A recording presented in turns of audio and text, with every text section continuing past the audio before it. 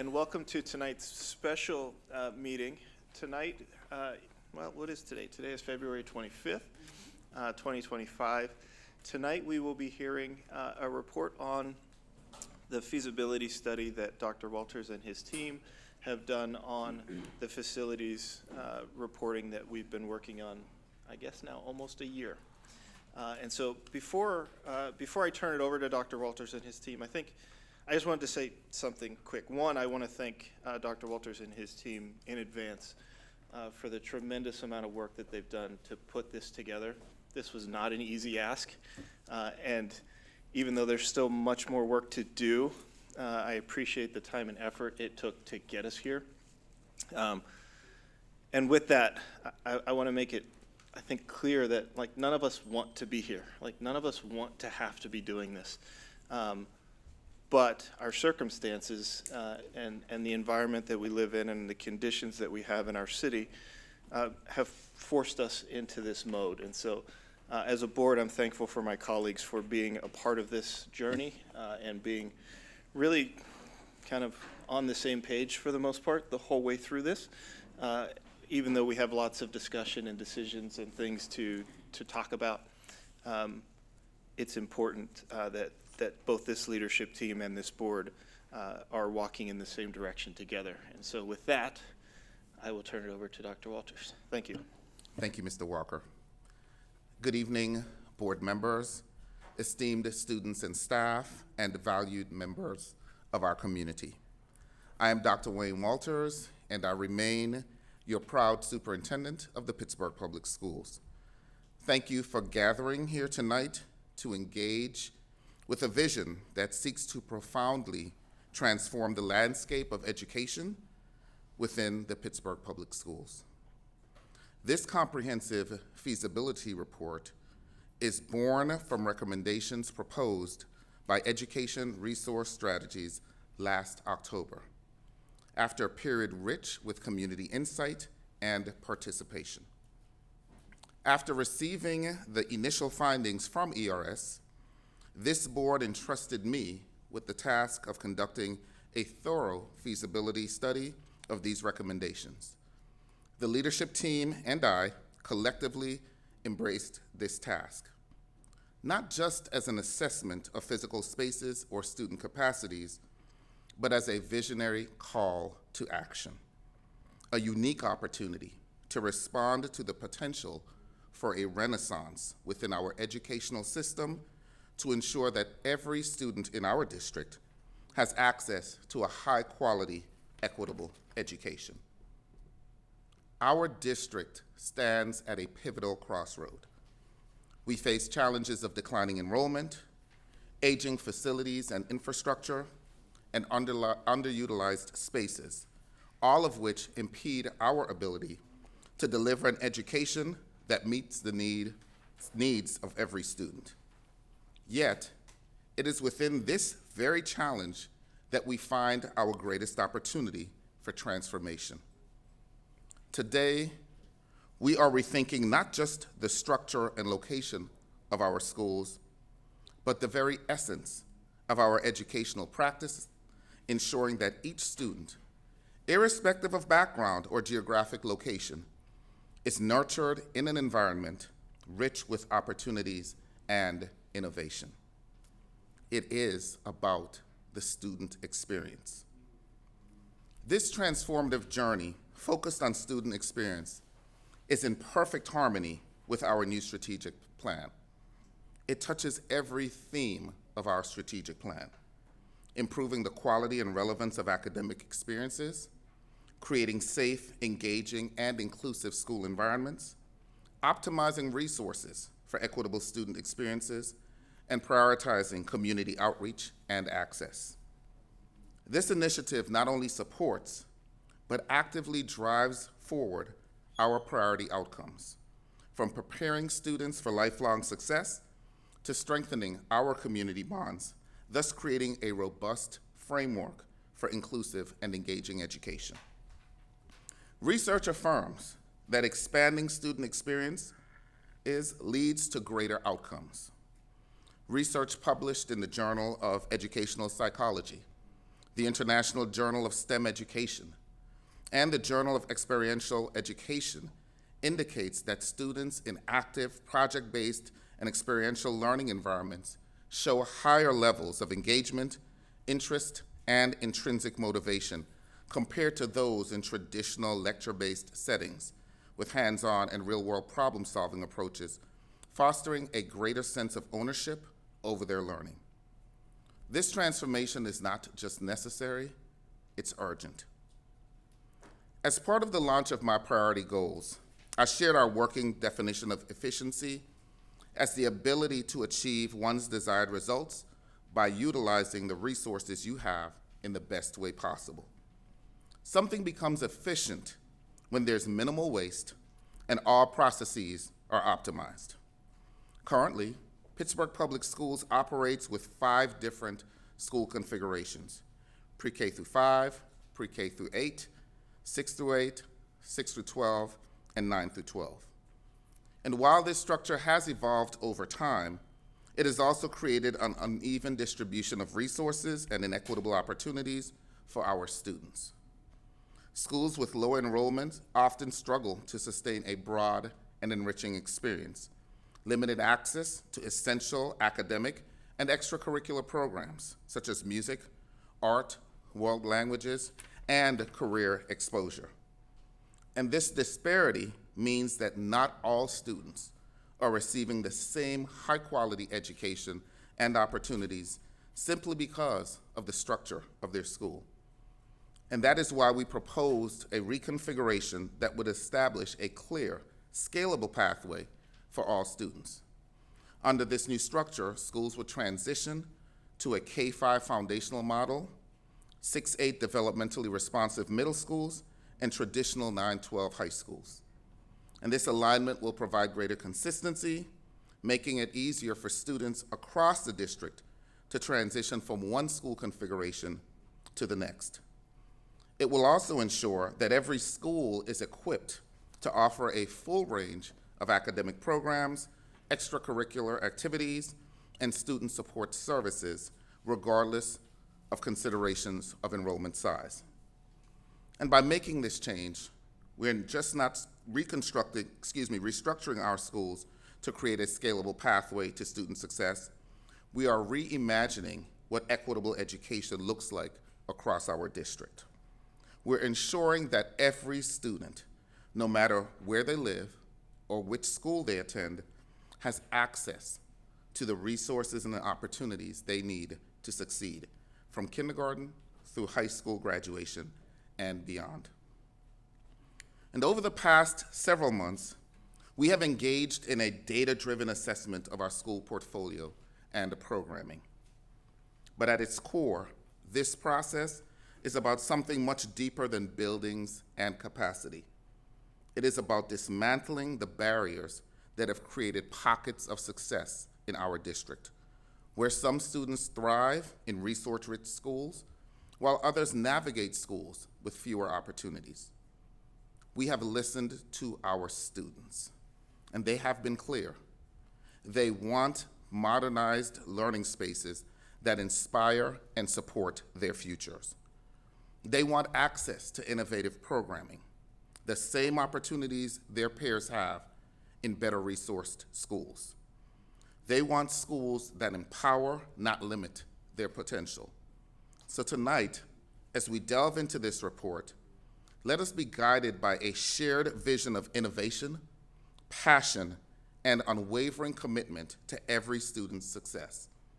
Together, let's reimagine and transform Pittsburgh Public Schools into a beacon of student-centered, equitable education. Additionally, as we move forward in tonight's discussion, it's important to underscore that this feasibility study represents a critical step in our decision-making process. And feasibility, by definition, explores the possibility or likelihood that a plan can be realized, focusing on practicality, and achievability. This phase is essential for advancing thoughtful decisions by our board of directors. It's also crucial to recognize that while this presentation lays the groundwork, much work remains. Change is a process, not an event. The findings we highlight tonight require us to think deeply about the next steps. Whether or not we move forward hinges on the decision-making that will emerge from this discussion. We have yet to invest the intense human capital necessary to offer specific details, as we are poised to initiate the detailed planning and aligned communication needed based on a timely decision by the Board of Directors within the confines of our legal and operational frameworks. This is precisely why we maintained the status quo for the 2025-2026 school year. Providing this buffer allows us, should there be a collective desire to embark on this path, ample time to undertake the thorough planning and engagement necessary to address our challenges effectively and pave the way for a brighter future for all our students.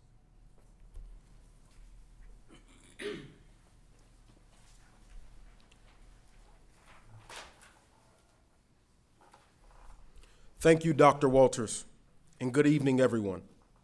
I'm Chief of Staff Lamar Blackwell. As we move forward, it is important to recognize that addressing one challenge within our district often presents trade-offs in another. If we focus solely on financial responsibility, we risk limiting our ability to be forward-thinking in how we design new learning environments and improve operational excellence. If we prioritize only educational excellence by investing heavily in dynamic, innovative learning spaces, we must ensure that we are not compromising our long-term financial sustainability. If we focus only on improving infrastructure or reducing transportation costs, we may unintentionally limit access to equitable, high-quality education. As we assess feasibility, we must hold ourselves accountable to solutions that do not just solve immediate challenges, but position Pittsburgh Public Schools for long-term success. With these considerations in mind, this feasibility report does much more than assess ERS's recommendations. It evaluates their impact through the lens of equity, student experience, and long-term sustainability. Our goal is not to simply validate a set of proposals, but to ensure that every student in Pittsburgh Public Schools has access to the high-quality educational opportunities that they truly deserve. To that end, this report today will examine ERS's recommendations and the methodology used to measure feasibility, provide a summary of which recommendations are feasible for implementation, assess the implications of feeder patterns and attendance zones, review an alternate proposal for alignment and potential opportunities, present our final position on ERS's recommendations to inform an official vote by the board, offer a comprehensive conclusion that summarizes key findings and outlines next steps for implementation. So as we move forward, we do so with one singular focus: transforming our schools in a way that prioritizes student experience and creates pathways of opportunity for all.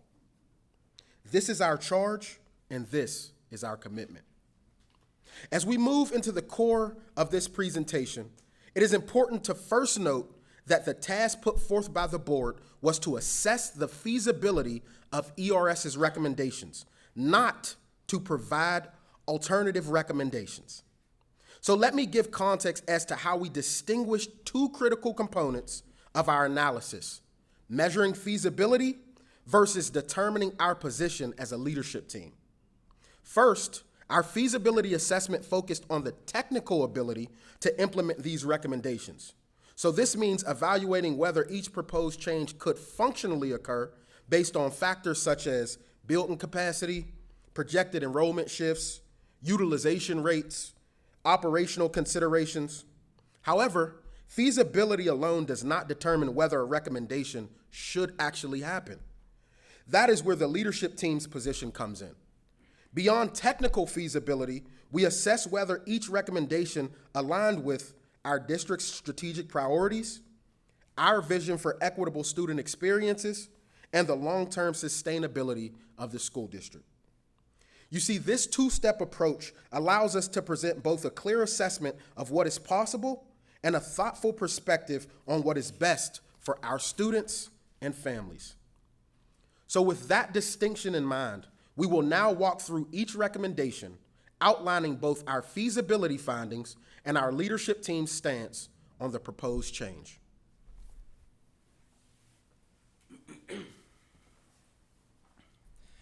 Thank you, Chief Blackwell. Greetings, I'm Chief Operations Officer Mike McNamara. As we examine ERS's recommendations, it's essential to understand how we assess their feasibility.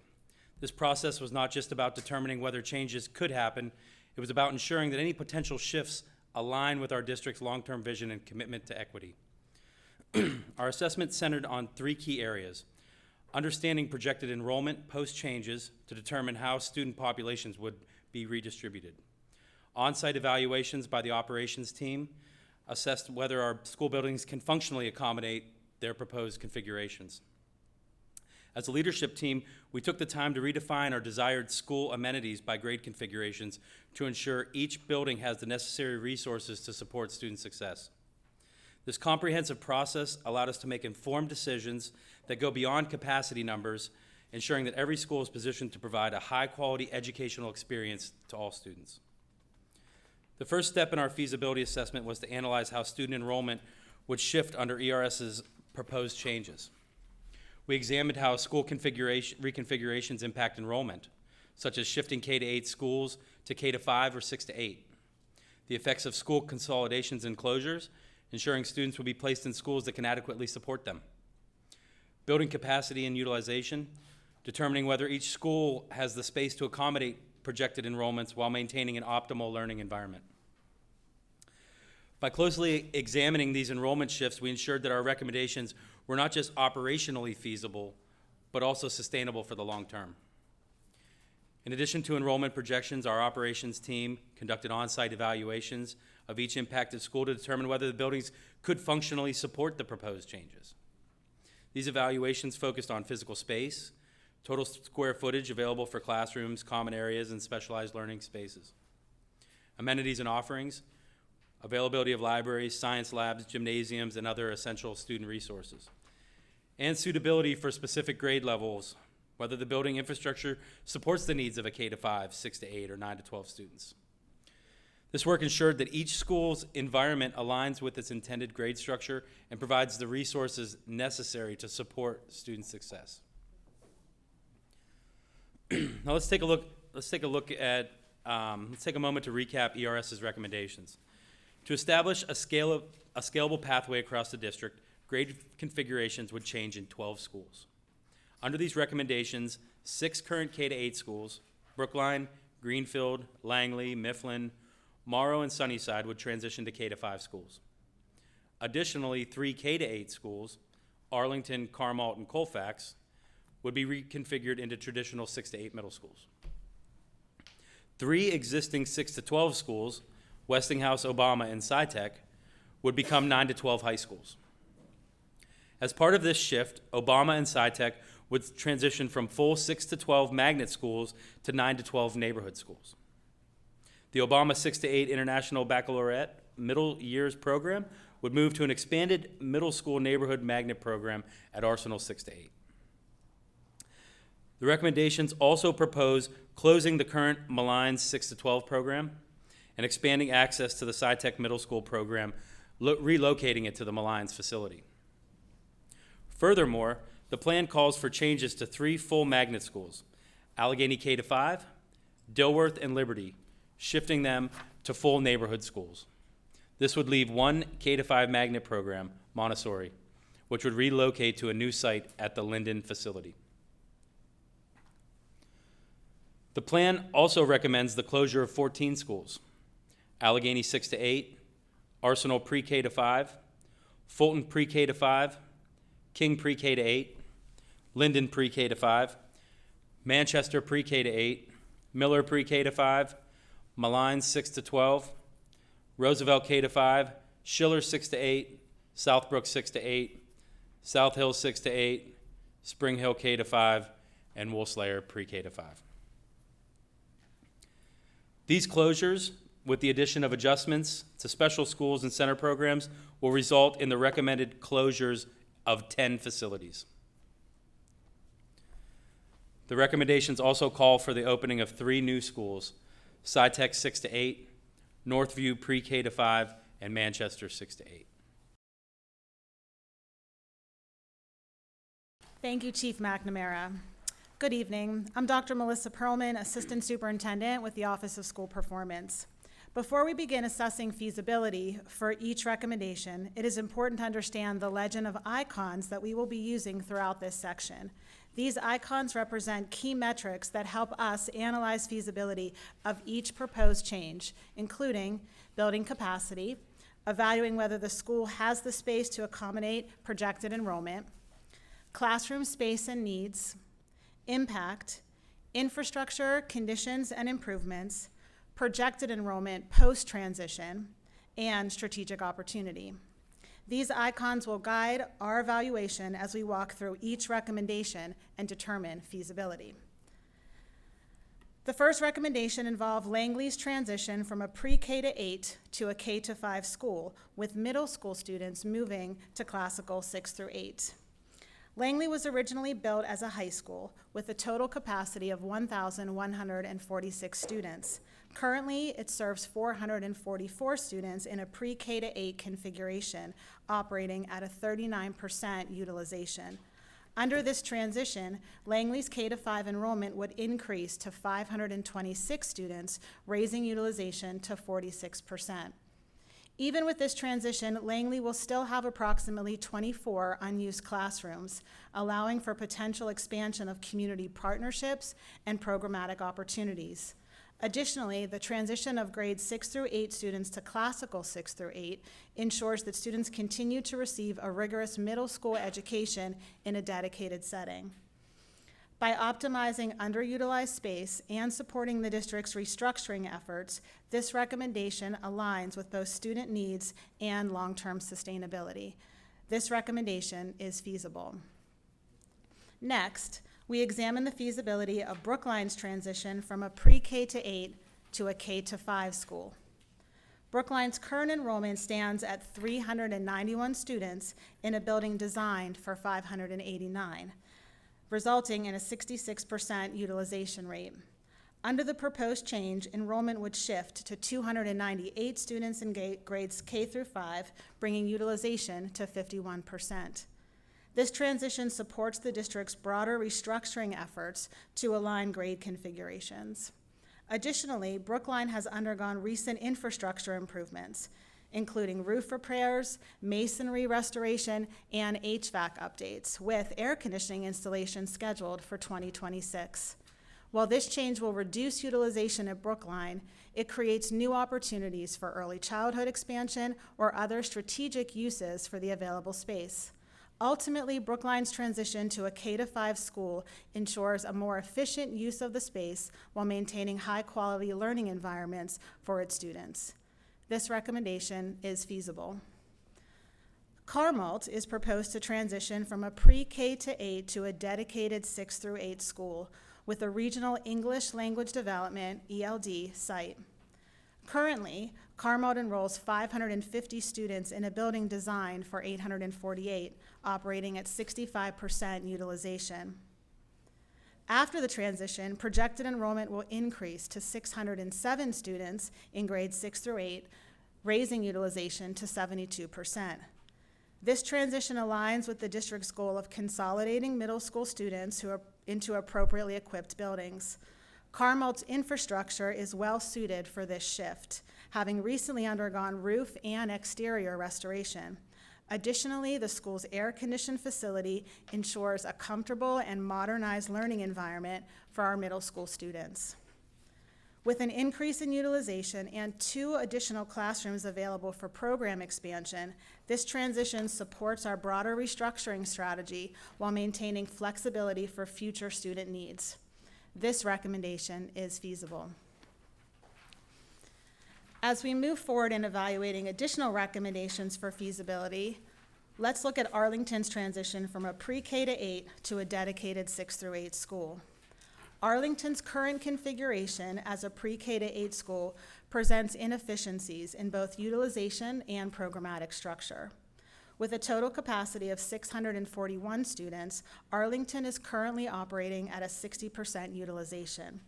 Under this transition, projected enrollment would increase to 570 students, bringing utilization up to 89%.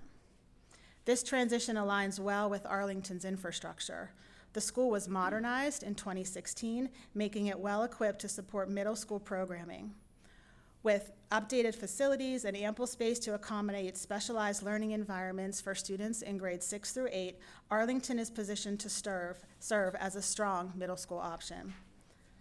Additionally, this transition will allow younger students in grades pre-K to 5 to move to designated feeder schools and align resources to support early childhood and elementary education.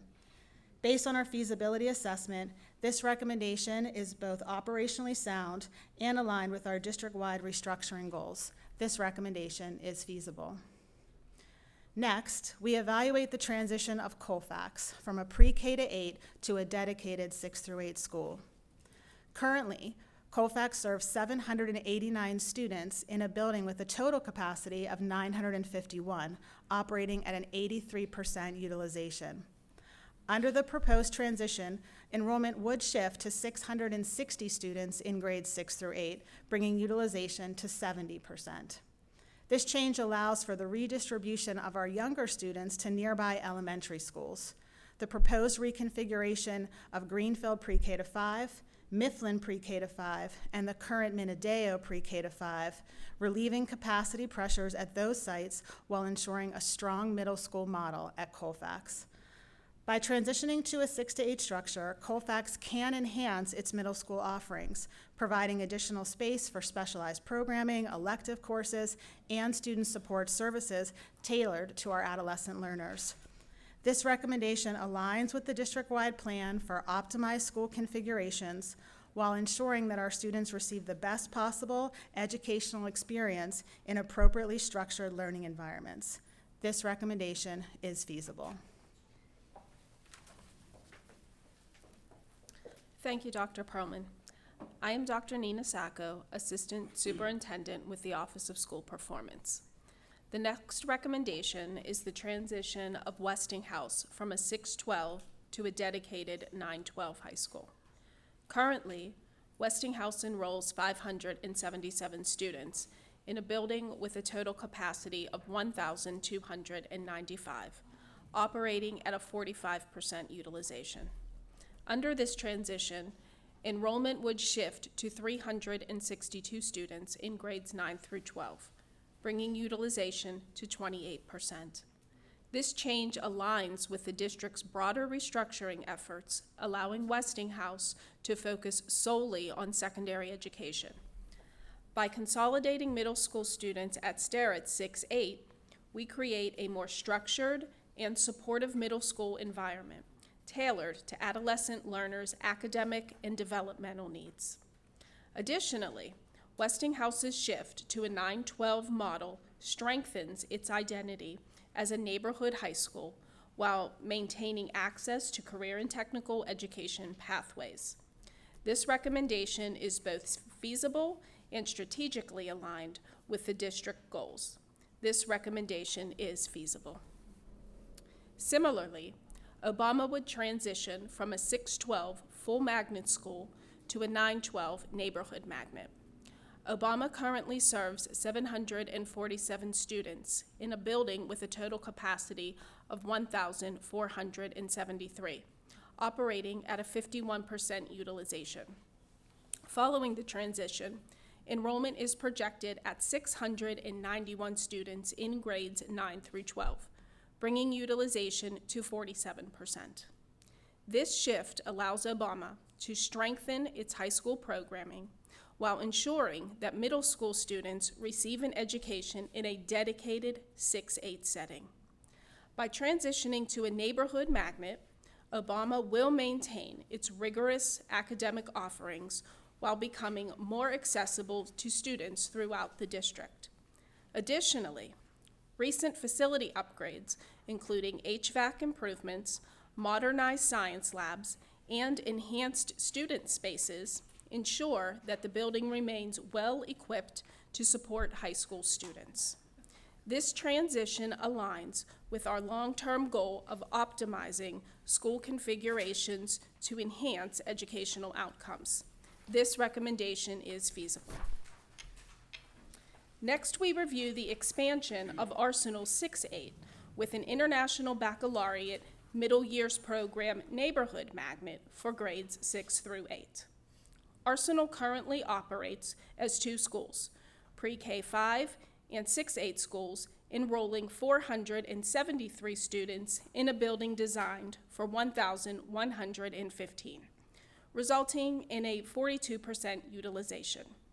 After this transition, enrollment is projected to be 225 students in grades 6 through 8, reducing utilization to 20%.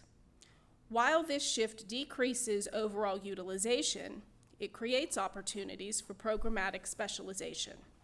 The IB Middle Years program will offer an enriched curriculum, project-based learning, and global perspectives, aligning with our district's commitment to innovative and equitable learning pathways.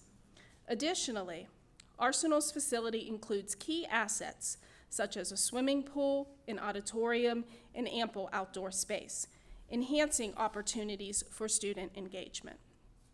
This recommendation supports the district's vision for expanding access while leveraging Arsenal's existing resources. This recommendation is feasible. The next transition involves Malines, which would be reconfigured as SciTech 6-8, a dedicated middle school with a focus on science and technology. Malines currently serves 297 students in a building designed for 1,116, operating at just 27% utilization. Under this transition, enrollment will increase to 373 students in grades 6 through 8, bringing utilization to 33%. By shifting SciTech's middle school program to the Malines facility, we create a dedicated STEM-focused environment that prepares students for high school level science, technology, engineering, and math coursework. This move optimizes the building's use while aligning with our district's strategic plan to expand academic pathways. Additionally, Malines' central location makes it an accessible and viable site for the new SciTech Middle School. This transition ensures that students interested in STEM education have a strong, focused middle school experience before continuing into high school. This recommendation is feasible. Finally, we examine the transition of SciTech in the Frick facility from a 6-12 model to a dedicated 9-12 neighborhood magnet school. SciTech currently operates near full capacity, enrolling 618 students in a building designed for 625, with a utilization rate of 99%. After this transition, enrollment will shift to 478 students in grades 9 through 12, reducing utilization to 76%. By focusing exclusively on high school programming, SciTech will enhance its STEM offerings and expand access to specialized coursework in engineering, biomedical sciences, and computer science. This shift also aligns with our broader restructuring strategy, ensuring that middle school students have dedicated learning environments while maintaining high-quality STEM education pathways for high schoolers. With its strong academic reputation and high demand, SciTech's transition to a 9-12 model reinforces our commitment to academic excellence and equitable access to specialized programs. This recommendation is feasible.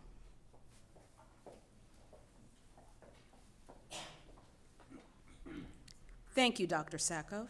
I am Dr. Monica DeLamar, Assistant Superintendent for the Office of School Performance.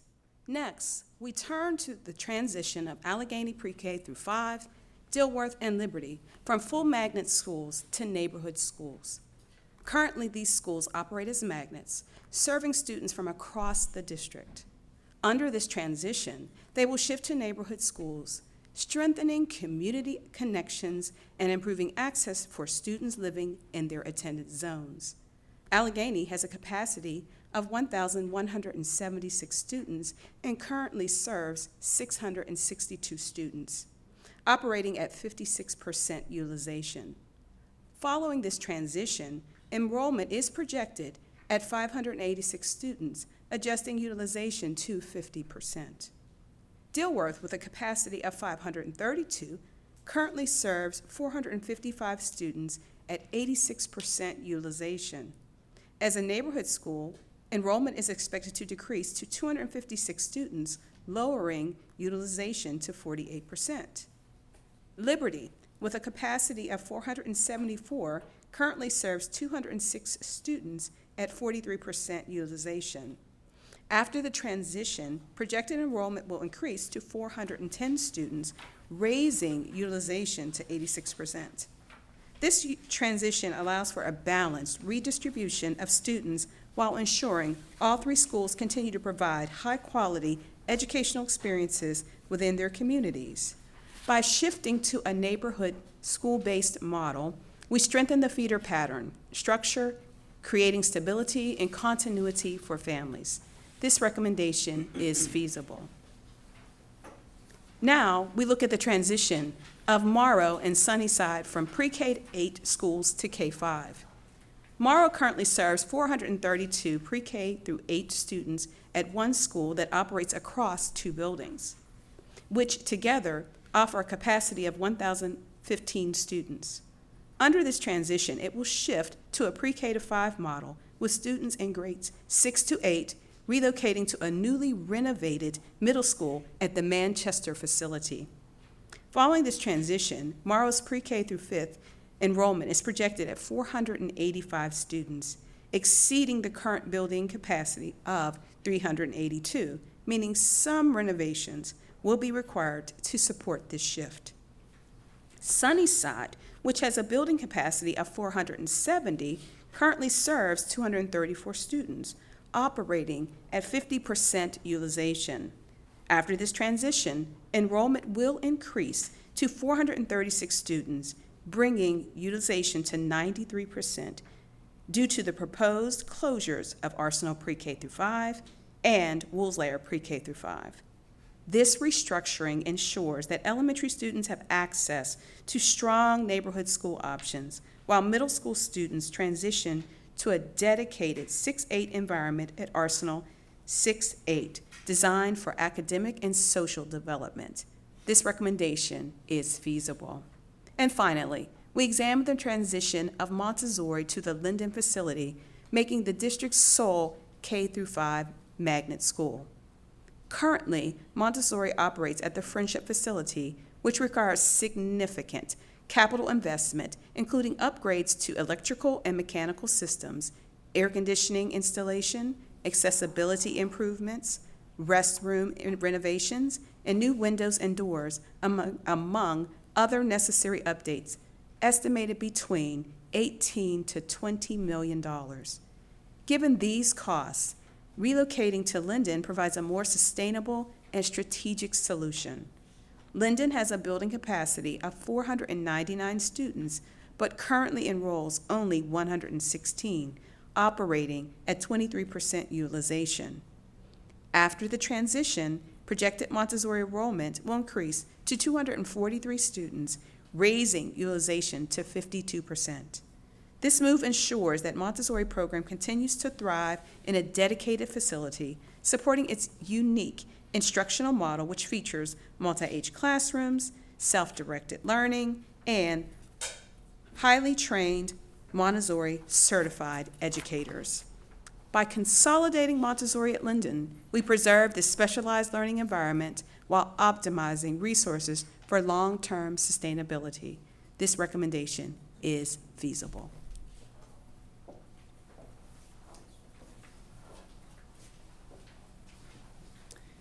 Thank you, Dr. Lamar. I'm Patty Camper. I'm the Assistant Superintendent for the Program for Students with Exceptionalities.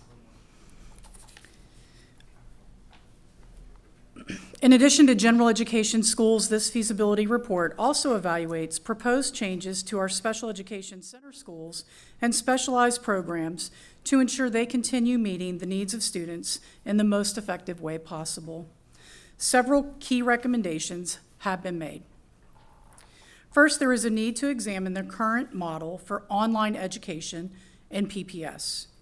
The recommendation to move the online academy to the Roosevelt facility is feasible and provides an opportunity to reimagine the online learning model, ensuring greater accessibility and alignment with the district's long-term digital learning goals.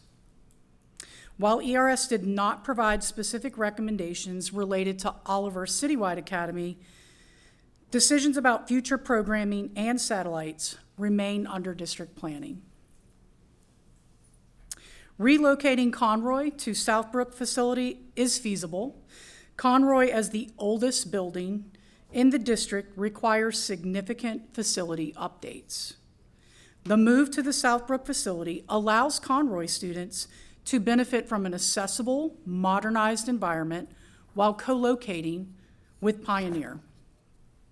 Students and staff would greatly benefit from enhanced facilities, including a sensory garden, outside space on school grounds, and a larger gymnasium located on the ground level that is equipped with bleachers to accommodate unified sports events with spectators. The school campus with limited traffic would provide a safer environment for various outdoor activities and the opportunity to build a district-maintained playground while also increasing access to our new therapy pool for those who would benefit from aquatic therapy. Additionally, a portable stage for the gymnasium allows for performances, while adequate parking for staff, families, and service providers further enhances accessibility and community engagement. Transitioning services provided at the Gifted Center to a school-based gifted service model is also feasible. Currently, 66% of gifted students are concentrated in just 5 schools. By integrating services into neighborhood schools, we expand access and reduce transportation barriers while maintaining high-quality enrichment opportunities. Co-locating the Student Achievement Center with the online academy at the Roosevelt facility is feasible. However, our review highlights that these services are most effective when embedded in home schools, allowing students to remain connected to their peers, teachers, and support staff. These proposed changes ensure that specialized programs remain accessible, sustainable, and aligned with the student needs while optimizing the use of district resources. Now we turn to one of the most challenging yet necessary components of this feasibility report, the closure of 14 schools across the district. These recommended closures are driven by declining enrollment, underutilization, and aging infrastructure, which create inefficiencies in our ability to provide high-quality learning environments for all students. Each closure was evaluated based on building conditions, enrollment trends, and the impact on student experience. The schools identified for closure include Allegheny 6-8, Arsenal Pre-K to 5, Fulton Pre-K to 5, King Pre-K to 8, Linden Pre-K to 5, Manchester Pre-K to 8, Miller Pre-K to 5, Malign 6-12, Schiller 6-8, Spring Hill K-5, and Roosevelt K-5. Southbrook 6-8 and South Hill 6-8. Each of these schools' facilities have been evaluated for potential repurposing, ensuring that our district maximizes resources while maintaining access to critical student services. When making these recommendations, we reviewed each school's condition and potential for alternative use. Some buildings are well suited for repurposing, while others require significant capital investment that makes continued operation impractical.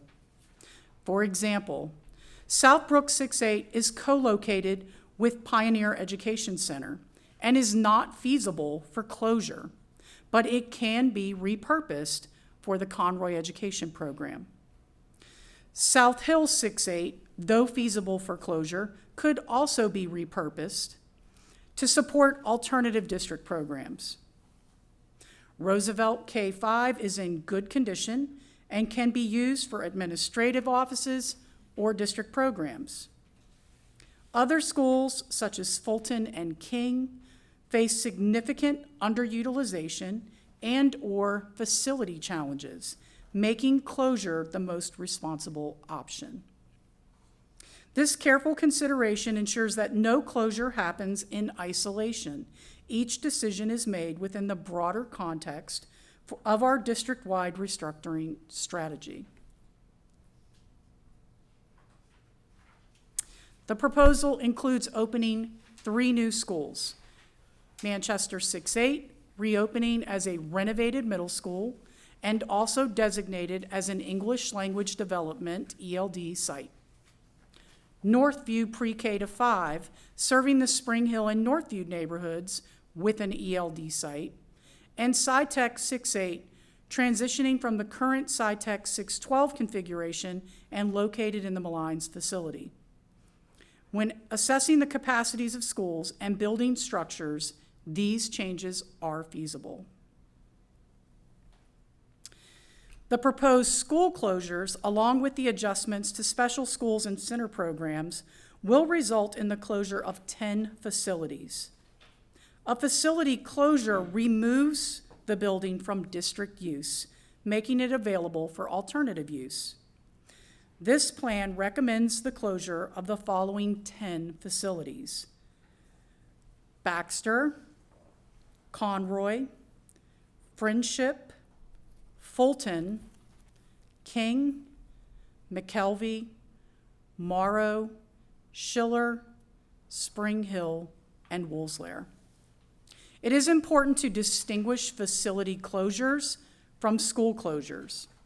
A facility closure means the building is no longer in use by the district, while a school closure refers to the discontinuation of a specific school program, which may be relocated or restructured. For example, the recommendation to close the current Manchester Pre-K to 8 school does not mean the Manchester facility itself will close. Instead, the plan includes renovating the Manchester facility to house a new Manchester 6-8 school. In accordance with school code, the permanent closure of school facilities requires the Board of School Directors to hold a mandatory public hearing at least 3 months before making a final decision. Additionally, notice of the hearing must be published in a newspaper at least 15 days before the scheduled date.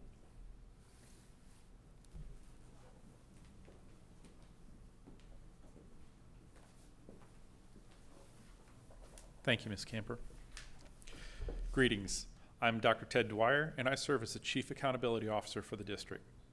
If we move forward with these structural changes, it is critical to realign attendance zones and feeder patterns to ensure a more efficient, equitable, and community-centered school system. Currently, some elementary attendance zones contain legacy inefficiencies that cause many students to bypass nearby schools in favor of options further away, weakening neighborhood school communities and increasing transportation costs. In addition, the plan's proposal to create new neighborhood magnet schools will require the development of new feeder patterns. To address this, we propose to develop clear feeder patterns that align with new grade configurations, create clear, consistent neighborhood pathways from elementary through high school, provide opportunities to explore educational passions through options at the middle and high school levels, contract a professional demographer to conduct a comprehensive analysis of district-wide zoning adjustments to ensure equitable access and long-term sustainability. A data-driven approach using current and historical data, population projections, birth rate, and housing developments to realign attendance zones is essential to ensuring that every school is equitably resourced and utilized. By realigning zones, we aim to balance school enrollment, preventing overcrowding or underutilization, reduce transportation costs by keeping students closer to home, ensure equitable access to programs and academic offerings across all regions of the district. Realigning school attendance zones to keep students closer to their homes can lead to significant reductions in transportation costs, efficient routing scheduling, improved service reliability, and overall better student experience. Students with shorter commutes spend less time in transit, allowing them more time to engage in learning and extracurricular activities. In addition, keeping students closer to home also opens the door for increased parental involvement. This enhanced engagement can lead to more supportive, collaborative, and vibrant educational community, benefiting students, families, and schools alike. Improving feeder patterns in attendance zones. By improving feeder patterns in attendance zones, we strengthen community ties, ensure optimal school utilization, and create a clear, predictable path for students as they move through their educational journey. To improve continuity and predictability, ERS recommended regional feeder patterns that align with the proposed school transitions. For the North region, the proposed feeder pattern is Allegheny, Morrow, and Northview pre-K through 5 to Manchester 6-8 to Perry 9-12. This structure strengthens the pathway from elementary through high school, ensuring that students remain within a consistent learning community throughout their academic journey. Similar realignments are being proposed for South, West, East, and Central regions to further streamline school transitions and improve efficiencies. For the South and West regions, the proposed feeder patterns include Banksville, Beechwood, Brookline, pre-K through 5 to Carmel 6-8 to Brashear 9-12. Langley, Phillips, and Westwood, pre-K to 5 to Classical 6-8 to Brashear 9-12. Concord, Grandview, West Liberty, and Whittier, pre-K to 5 to Arlington 6-8 to Carrick 9-12.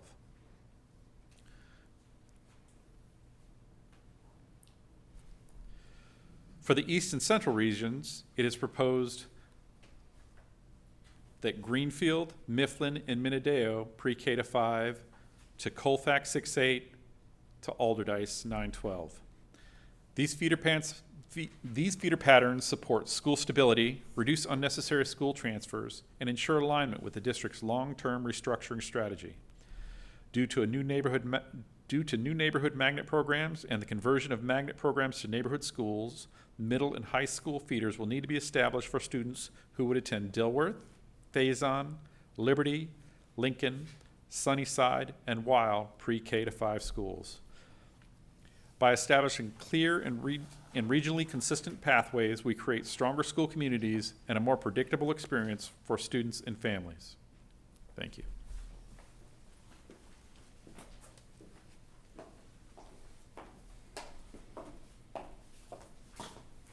Thank you, Dr. Dwyer. Good evening. My name is Mercedes Williams, and I proudly serve the district as Director of Communications and Stakeholder Engagement. Throughout this process, we have carefully considered the alternate proposal developed by a coalition of parents and community members in response to ERS's recommendations and united by the sheer goal of ensuring that school closures and consolidations are equity-driven. Key elements of this plan included creating regional feeder patterns, addressing underutilization through consolidations, repurposing closed school buildings, ensuring equitable resource distribution that all students have access to high-quality programs, and developing a regional school choice model alongside a strong focus on thematic learning. While the alternate proposal differs in some areas from the ERS recommendations, we recognize key areas of alignment, including the following. We support the idea of expanding thematic learning as a tool for equity and engagement. Where feasible, we will explore new thematic school models while ensuring we do not disrupt existing successful programs such as Pittsburgh Sci-Tech and Kappa. We are committed to aligning feeder patterns to create stronger school communities and address inefficiencies. And lastly, we will continue focusing on providing all student access to enriching high-quality programming and resources regardless of their school's location. While we embrace these key aspects of the alternate proposal, our approach will prioritize feasibility, equity, and sustainability to ensure practical implementation and long-term success. This means that while we integrate thematic learning, feeder pattern improvements, and equitable resource distribution, we must do so in a way that aligns with district capacity and financial sustainability, minimize student and community disruption, and support long-term growth and stability. We will continue working collaboratively with all stakeholders. This is to refine these strategies and ensure that they align with our long-term vision for student success.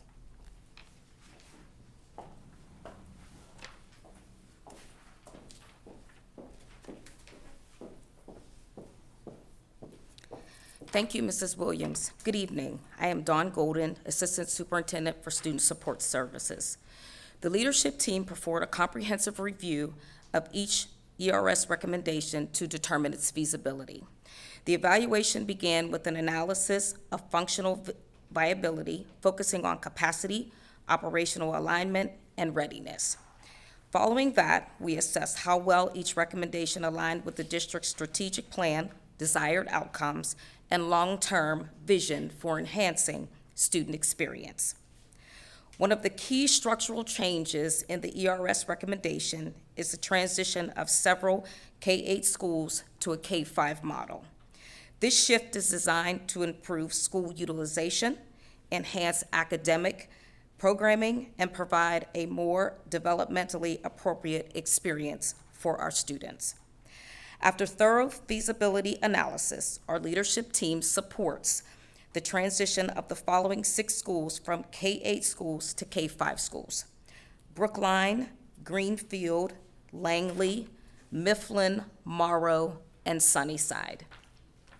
These traditions allow younger students to remain in age-appropriate environments, while middle school students benefit from dedicated 6-8 schools with enhanced programming and resources. By aligning with district-wide restructuring goals, these changes ensure that schools are better equipped to meet the needs of all students while improving long-term sustainability and efficiency. In addition to K-8 schools shifting to K-5 schools, ERS recommended that 3 pre-K to 8 schools transition to dedicated middle schools, grades 6 through 8, to provide students with stronger academic pathways. The leadership team supports the transition of the following schools from pre-K to 8 to 6 to 8: Arlington, Carmalt, and Colfax. By consolidating middle school students in these dedicated 6-8 buildings, we ensure that they have access to stronger academic programs tailored to adolescent learners, more extracurricular and elective opportunities, including STEM, arts, and athletics, age-appropriate student supports that enhance social-emotional development. This transition aligns with best practices in middle school education and allows us to maximize the use of district facilities while ensuring high-quality learning environments.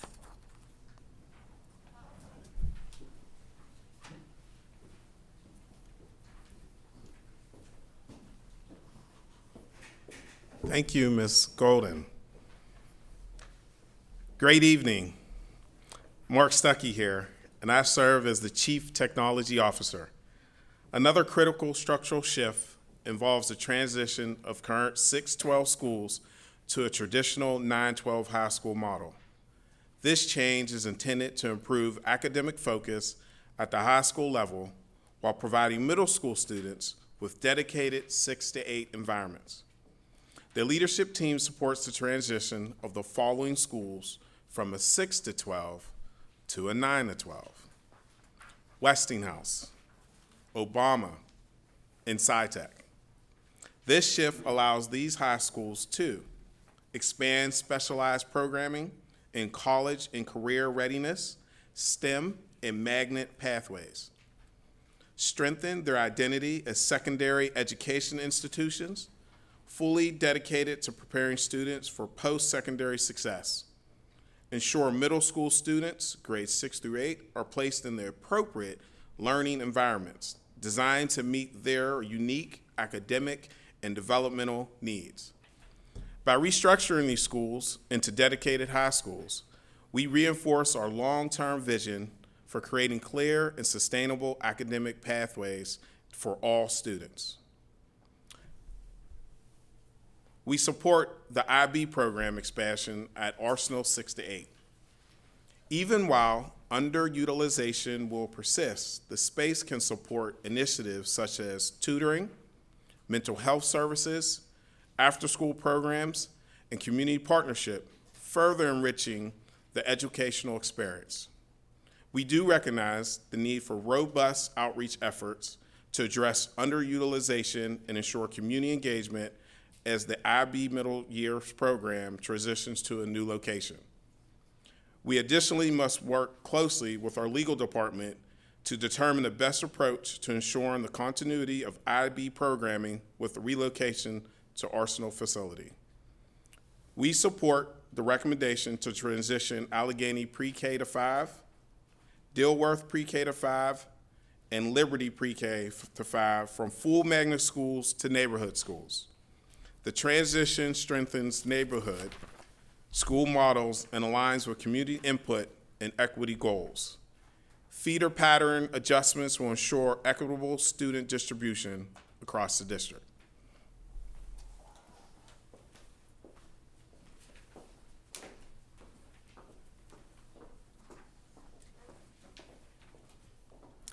Thank you, Chief Stuckey. Good evening. I am Dr. Kimberly Cruz, Executive Director of Equity. Given its strategic location and district's significant investment in the facility and equipment, we support keeping the Kappa program at its current downtown location. However, to support our effort to maintain consistent school configurations across the district, we should explore the possibility of operating the Kappa program as 2 separate schools within the same facility while upholding the continuity of the program. Additionally, we must review magnet enrollment procedures to ensure that they do not restrict access, particularly for middle school students. Similarly, as one of the few full Montessori schools in the state, we support maintaining Montessori pre-K through 5 as a full magnet program, with the proposed relocation of it from the Friendship facility to the Linden facility. Keeping the program in the Friendship facility is not financially viable, given the need for up to $20 million in renovations. Beyond cost considerations, the school's unique instructional model, which includes multi-age classrooms, self-directed learning, and Montessori certified educators, makes it both logical and beneficial to maintain as a magnet program. So by doing so, we continue to offer families a specialized, high-quality alternative to traditional education in a way that remains affordable and sustainable for the district. We support the relocation of Conroy to the South Brook facility, maximizing the use of an underutilized building while providing a safe and accessible environment for our Conroy students. We endorse moving Gifted Center services to individual neighborhood schools, ensuring students have consistent and seamless access to these opportunities as part of their regular school day. For similar reasons, we do not support relocating the Student Achievement Center to the Roosevelt facility, as these services can be effectively provided within students' feeder schools. We also support relocating the online academy to the Roosevelt facility. However, we strongly recommend a comprehensive review of the current online learning model.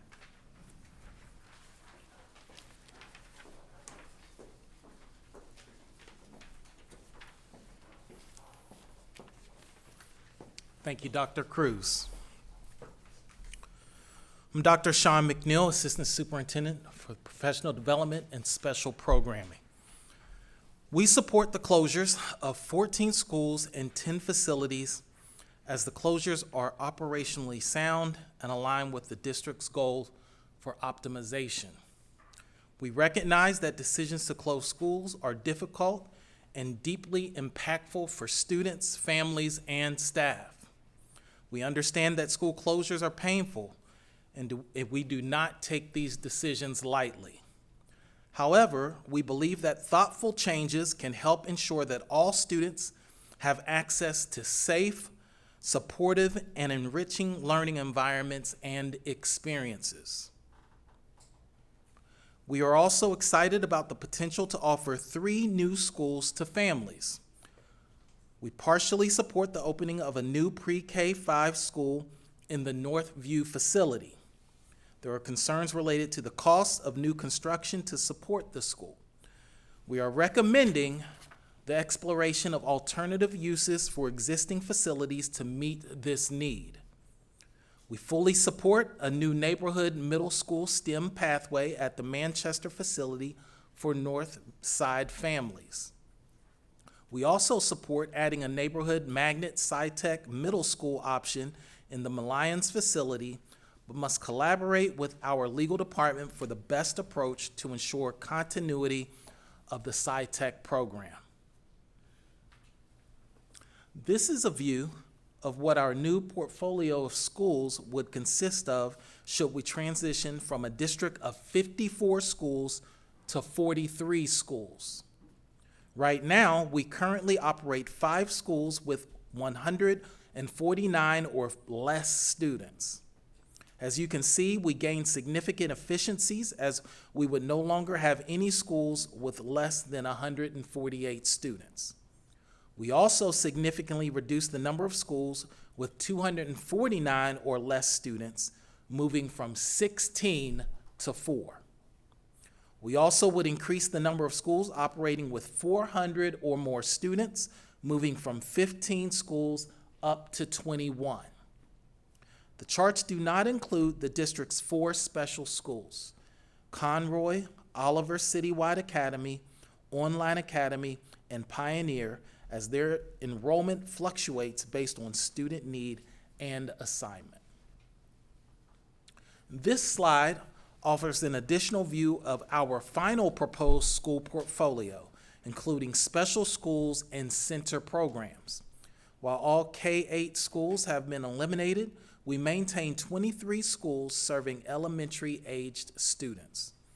Our 612 Arts Magnet and all special school offerings remain, with the number of center programs reduced to 1, Clayton Academy. The district will open 3 teacher centers, providing dedicated spaces for educators to enhance their instructional practice through model classrooms and expert-led hands-on support.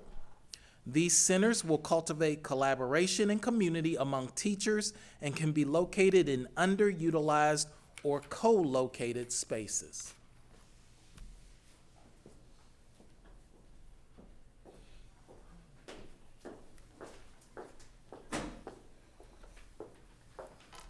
Thank you, Dr. McNeil.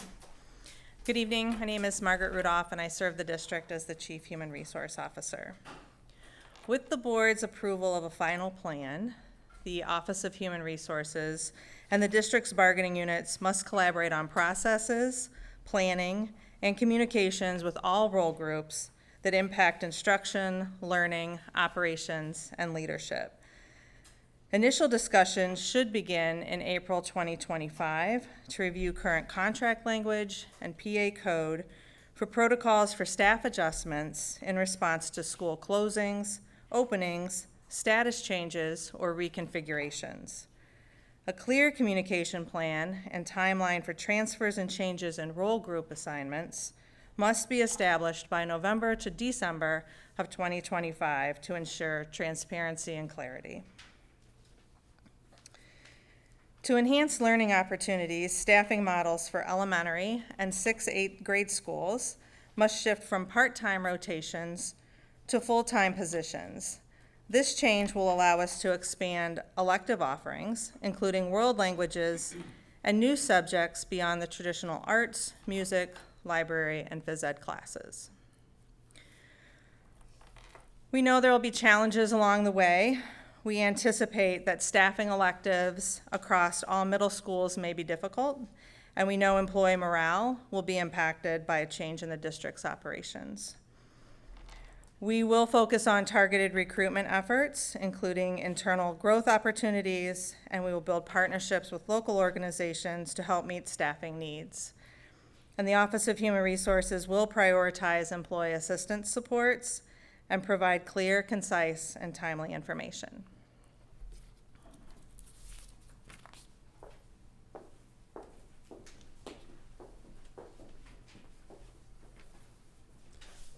Thank you, Chief Rudolph.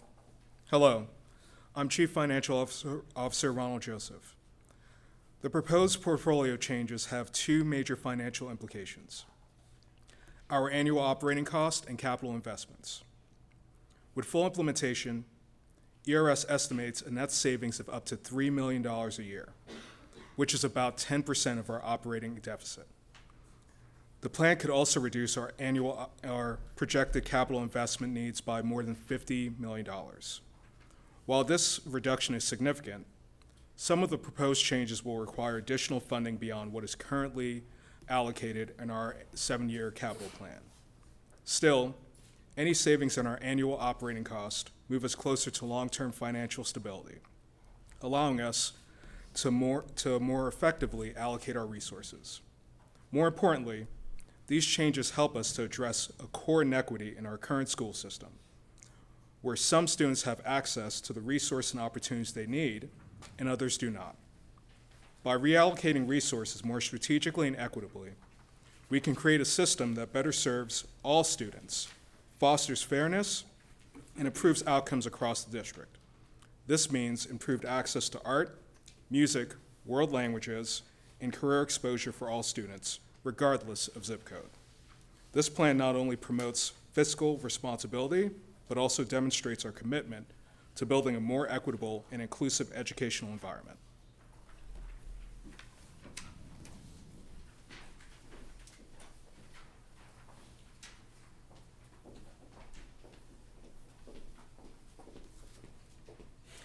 Thank you, Chief Joseph. Good evening. I'm Ebony Pugh, and I serve as the Director of Public Relations and Media Content. The leadership team has thoughtfully reviewed ERS's recommendations, balancing what's operationally feasible with Pittsburgh Public Schools' long-term strategic priorities. To minimize disruption and maximize benefits, we plan to implement these changes in phases, focusing on transition planning, operational readiness, and alignment with district goals to build a more efficient and equitable education system. Our evaluation provides valuable context and insight to help the board make clear, informed decisions as we move into the next phase. As the superintendent shared last November, there are no school changes for the 2025-26 school year. The board will need to vote to open the state-required public commentary period for the proposed facility closures. This step ensures transparency and gives all stakeholders an opportunity to share their input. After the vote to open the commentary period, a mandatory public hearing must be held to discuss building closures. This hearing gives community members a chance to voice their opinions and concerns. According to Pennsylvania School Code, the hearing must be held at least 3 months before any final decision are made, and notice of the hearing must be published in a newspaper at least 15 days in advance, making the timing of the board's vote especially important. The board will be asked to vote on the final plan, including facility, school closures, and feeder patterns to enable a phased and sequenced implementation that aligns with the district's long-term goals and priorities. The board should anticipate additional votes on other key items related to the final plan to ensure smooth and successful implementation. This graphic highlights key points in the timeline, but does not include all the steps necessary for implementation planning, such as human resource needs, facility updates, magnet program transitions, neighborhood magnet themes, or the work of a demographer to realign district attendance zones. What it does show is a timeline of key actions which are subject to change based on board action. Next month, the board will be asked to vote on a date for the mandatory public hearing and to open the public commentary period. Additionally, we will issue a request for proposal to hire a demographer with the goal of presenting a candidate to the board for consideration in April. If the timeline remains unchanged, the board would vote on a final plan no earlier than August of this year. After the board's vote, transition and implementation planning would begin. Thank you, Director Pugh. As we wrap up tonight's presentation, it is important to reiterate that this feasibility study is a key milestone in our decision-making journey. It has helped us assess the practical and achievable aspects of the proposed plan, setting the stage for thoughtful deliberations for the Board of Directors. While tonight's discussion has laid essential groundwork, we acknowledge that the road ahead involves further detailed planning and careful engagement. Although ERS has proposed an implementation timeline, the financial sequencing, pacing, and transition planning necessary to support these changes will require board action. This is essential to ensure that we are utilizing our human capital effectively, maximizing our existing resources, and strategically deploying talent to facilitate a smooth and successful transition. I must emphasize that the labor-intensive work necessary to move forward this transformation cannot be reasonably expected of our staff without the appropriate action and support from our Board of Directors. Our dedicated staff members are key to the success of this initiative, but they require the proper resources, guidance, and backing to navigate such a significant effort. Without the board's clear direction signaling the priority of this work, asking our staff to take on such a significant workload could ultimately impact the quality of the work we aspire to achieve. And so at this stage, we're asking the board to review our final position on each recommendation, take action next month, prepare for the next phase of implementation, ensuring that we can move forward with the clear planning, clear communication, and community engagement. This is a critical moment for our district. The decisions we make today will shape the future of Pittsburgh Public Schools and determine how we create equitable opportunities for all students. By integrating ERS's recommendations with our district's strategic priorities, we're taking critical steps toward creating equitable, high-quality learning environments while ensuring the long-term sustainability of our resources. Our focus remains on thoughtful execution of these changes, transparent engagement with families and stakeholders, and above all, a steadfast commitment to putting our students first, always, in all ways. As we move forward, we remain committed to transparency, collaboration, and a shared vision for excellence. We are dedicated to building a thriving future for Pittsburgh Public Schools by collaborating closely with our Board of Directors, our community, and our valued partners. Together, we will create learning environments where all Pittsburgh Public School students can thrive while upholding our core values of opportunity, excellence, and efficiency for every child, every day. Thank you, and we will now take questions.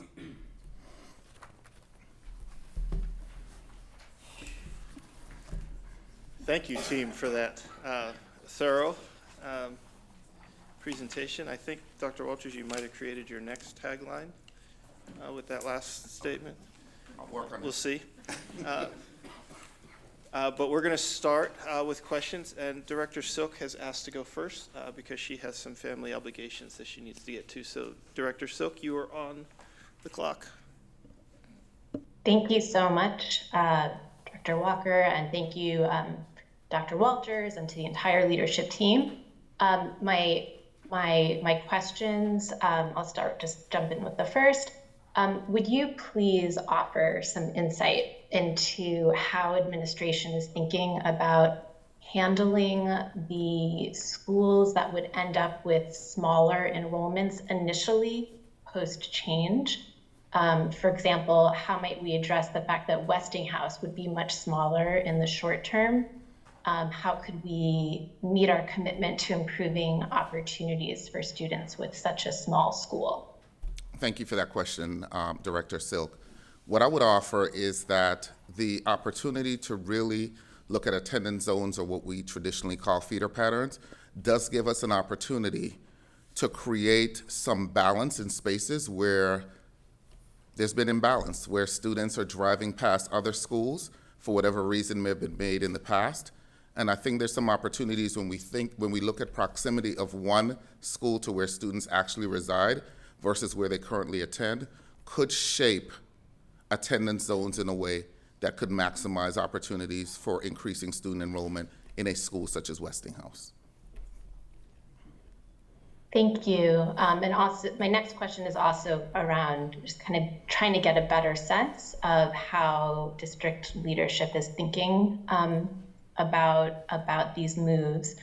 How do these recommendations take into account our increasing number of newcomer students? For example, we have a high percentage of these students at Arsenal, but this is one of the schools recommended for kind of redistributing students, elementary school students, across a number of schools.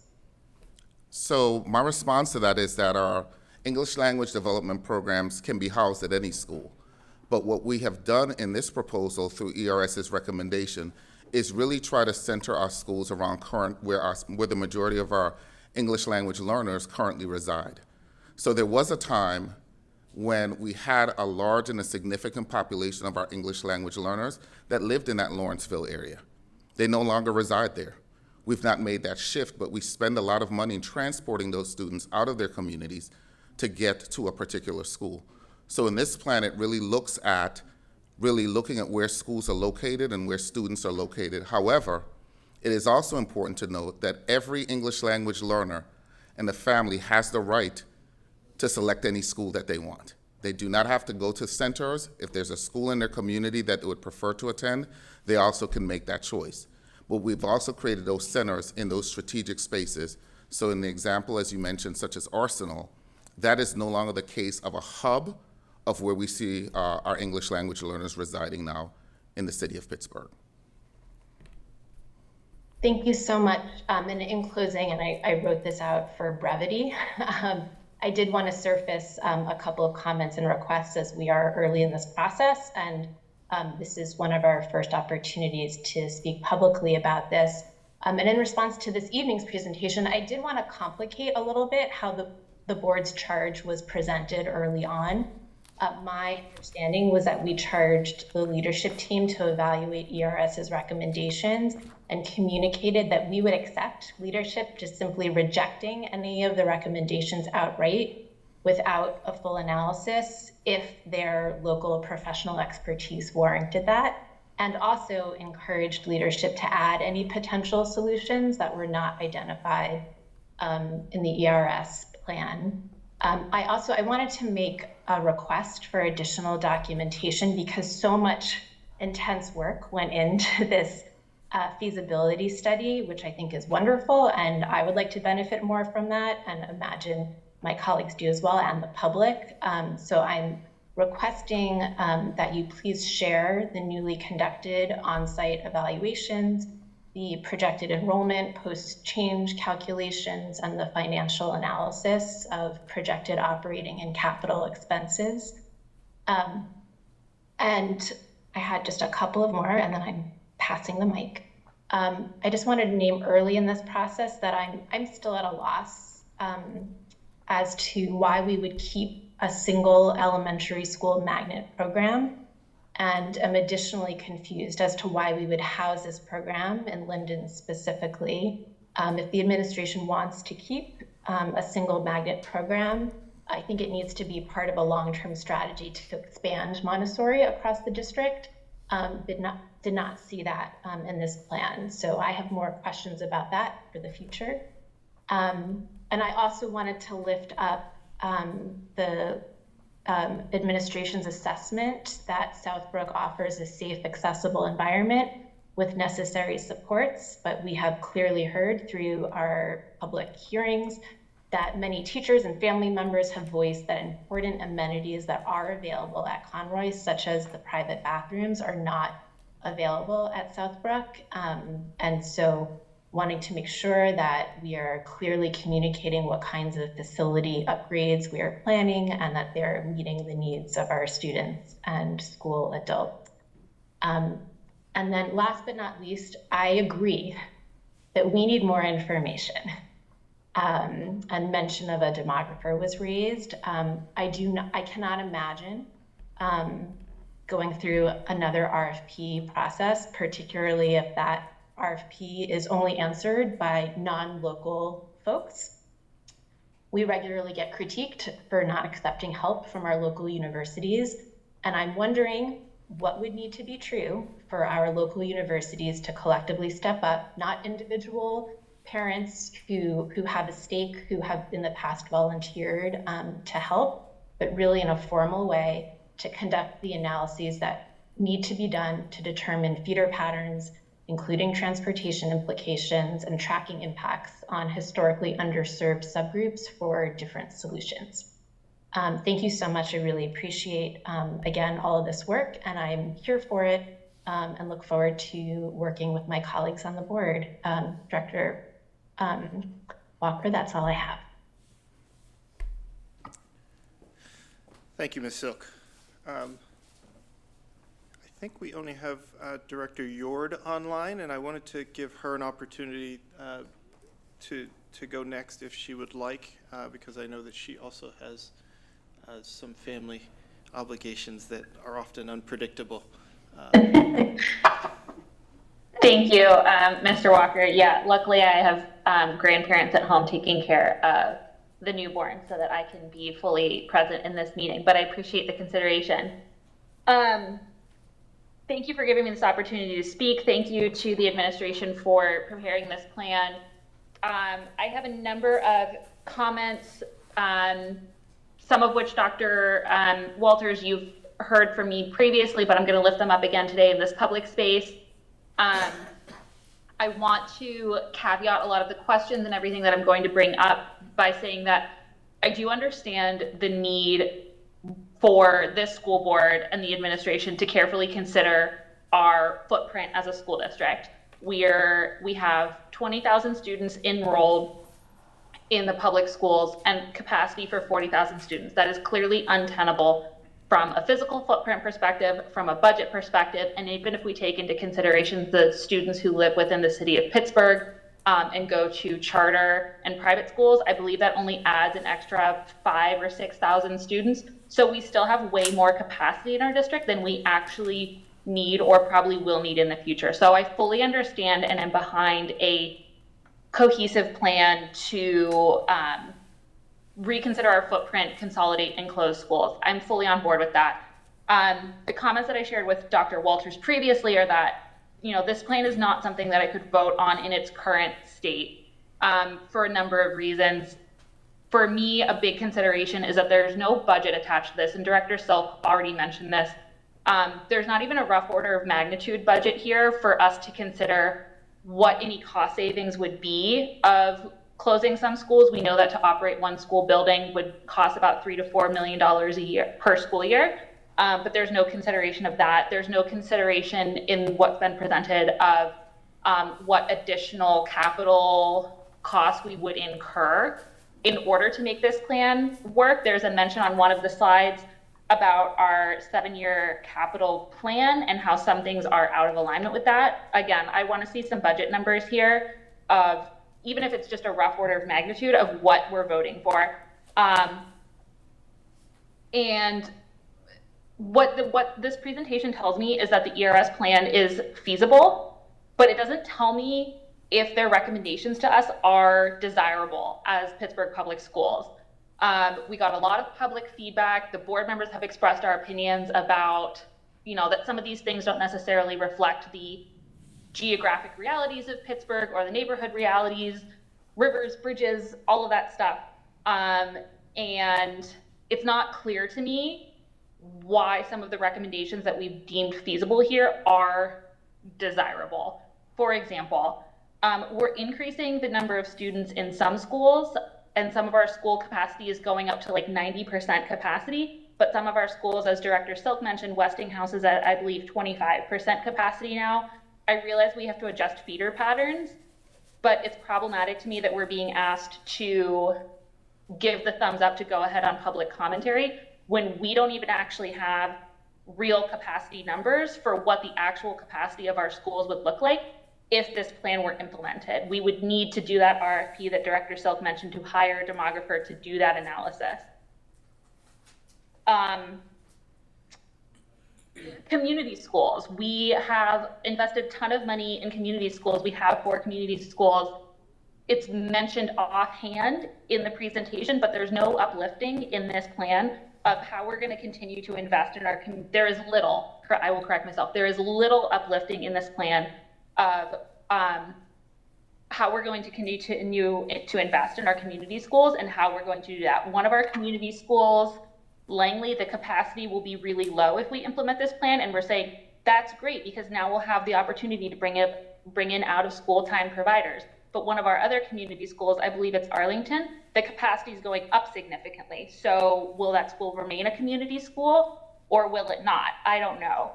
And this is just feedback I'm giving. I do have actual questions, but these are just some comments that I have. English language learning centers, mentioned verbally, highlighted a little bit in the plan. As the representative who heads up our district that has a significant portion of Pittsburgh's Latin population, I want to see that called out specifically. What specifically are we going to do if we reconfigure our whole school footprint to consider our English language learners and invest in their success in our school district? I need to see that called out more. What else? Oh, and the disposition plan for old buildings. This was mentioned briefly at the end of the presentation. Right now we have 3 or 4 school buildings from previous closures that are still sitting empty. Nothing's happened with them.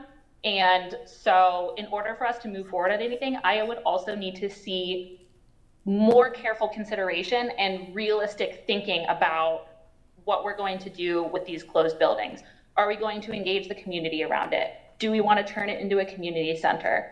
I really need to see some more thought put into this because the current state of this to me has not changed significantly from when it was last shared with the board and with the public.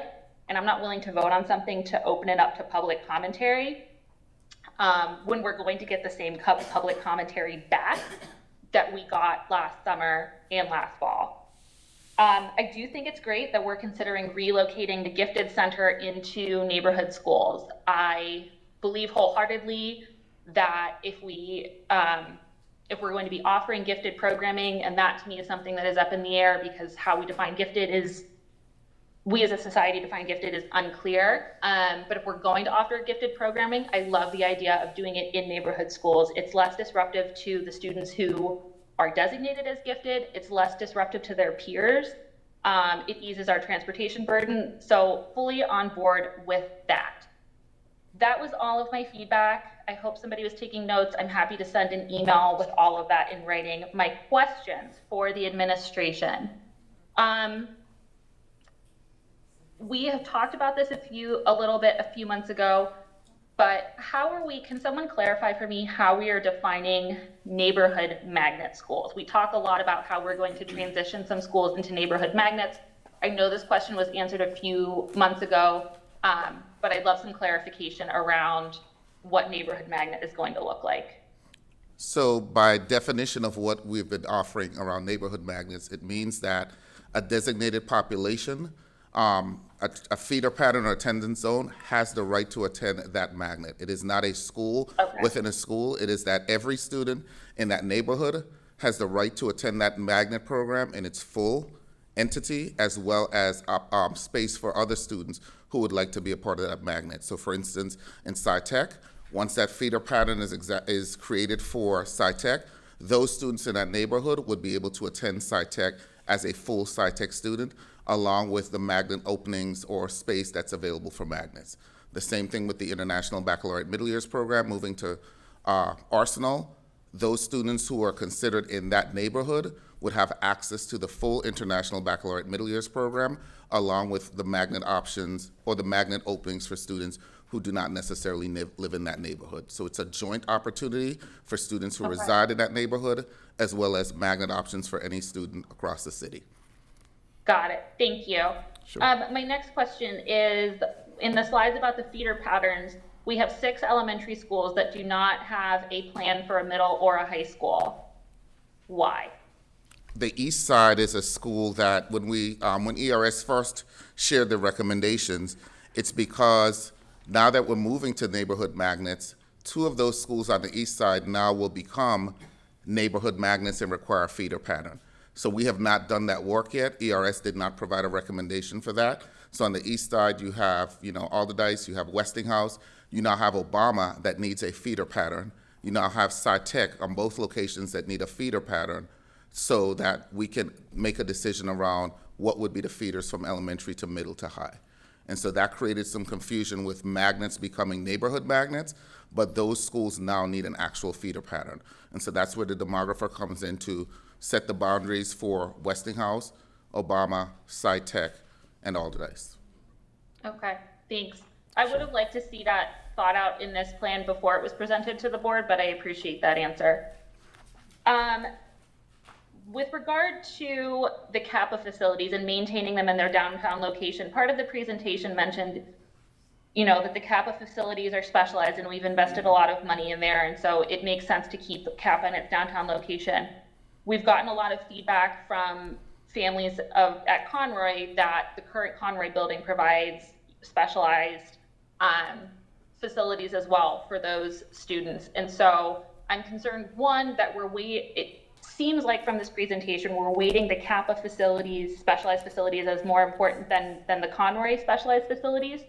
And second to that, if we are moving the students, I know that Southbrook does have some specialized facilities that would be utilized by the students in Conroy. But what's the dollar tag on any adjustments and renovations that need to be made at Southbrook in order to provide students with a similar environment to what they already have at Conroy?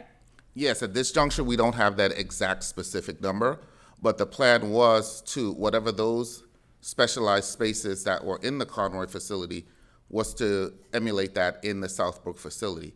However, the Southbrook facility also has access to some amenities that are not in the Conroy building that families may not also be aware of, like the aquatherapy pool, the sensory garden, and just some of the environmental spaces that they have that there's a perception that Southbrook doesn't have, but it may have, or it does have in some spaces. So I understand the community outcry about Conroy, and it is our oldest school in the Pittsburgh Public Schools, and it does require some significant renovations and infrastructure upgrades.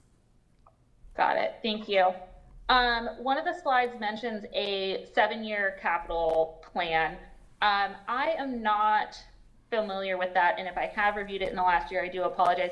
Can that be shared with the board as a reference for what's currently in the capital plan and what additional capital improvements we need to be made as a result of this plan?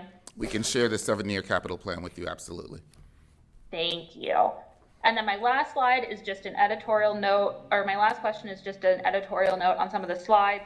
On slide 28, Linden is listed as a K-5 full magnet, but on another slide, and I didn't jot down the note, we say that it's a neighborhood school. Imagine we meant neighborhood magnet, but no, okay. So no, we did not mean a neighborhood magnet. Yeah, we don't have Okay. any neighborhood magnets at the elementary level. So Okay. Linden was a full magnet, and it will be now transitioning into a closed building, but it will move Montessori into that building at Linden. Okay, so I didn't catch what slide mentioned that it was a neighborhood school, but I would just double check that, because obviously, people are gonna catch all of our editorial mistakes, and so I just wanna make sure that we're being consistent and clear as a school board. Thank you for that. We'll look into that. Those are all of my comments and questions. Thank you. Thank you. And Ms. Yord, if you could write those down, the beginning portion, so I could have full memory of all of those requests and comments. Absolutely. Thank Send you. them to you and Blackwell. Thank you. Thank you, Ms. Yord. I believe it's slide 44 that references Liberty Magnet transitioning to a neighborhood school. Liberty?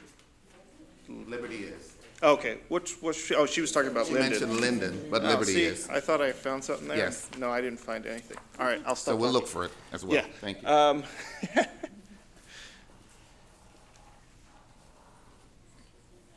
Questions, comments from board members in the room now? Mr. Barker, we're going to put you on the spot. All right. I thought I was batting cleanup, but guess I'm, yeah.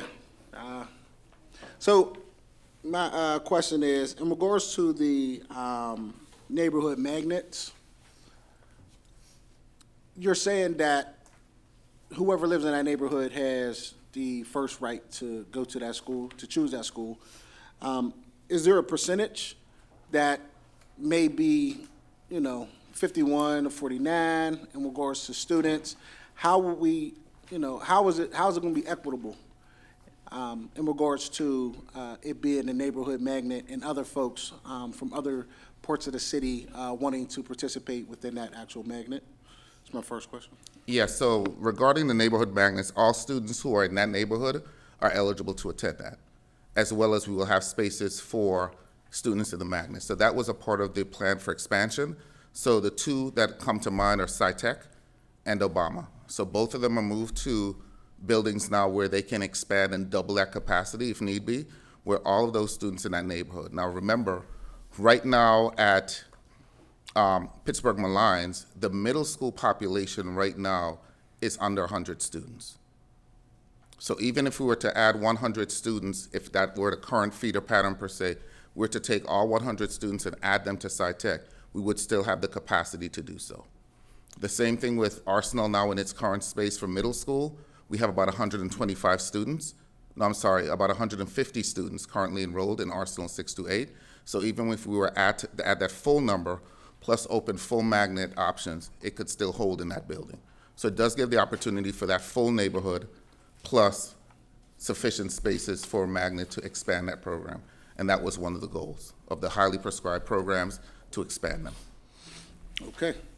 So my next question is so you had ATA at 1,176 as a total capacity.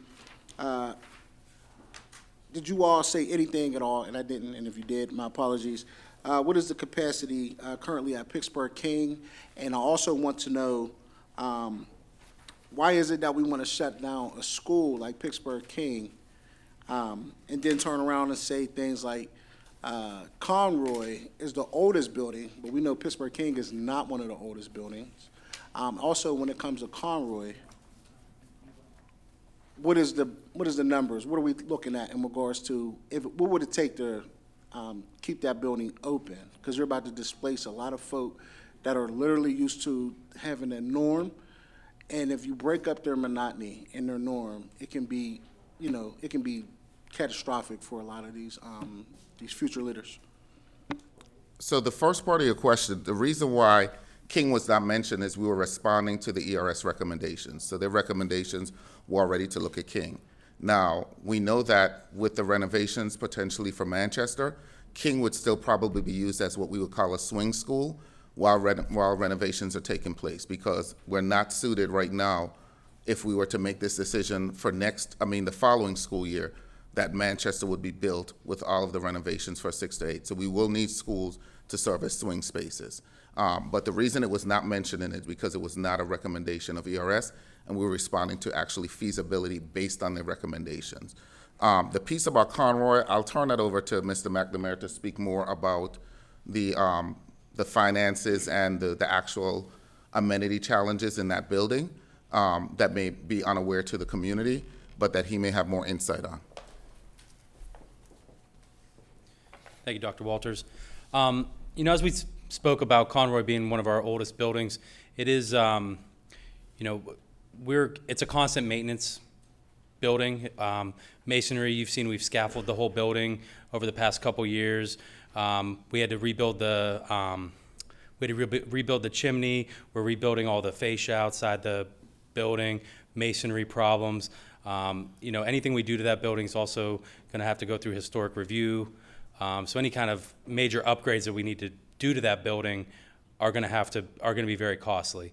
The building is large. It uses a lot of electricity, a lot of heating and cooling. It is a air-conditioned building, which is a bonus.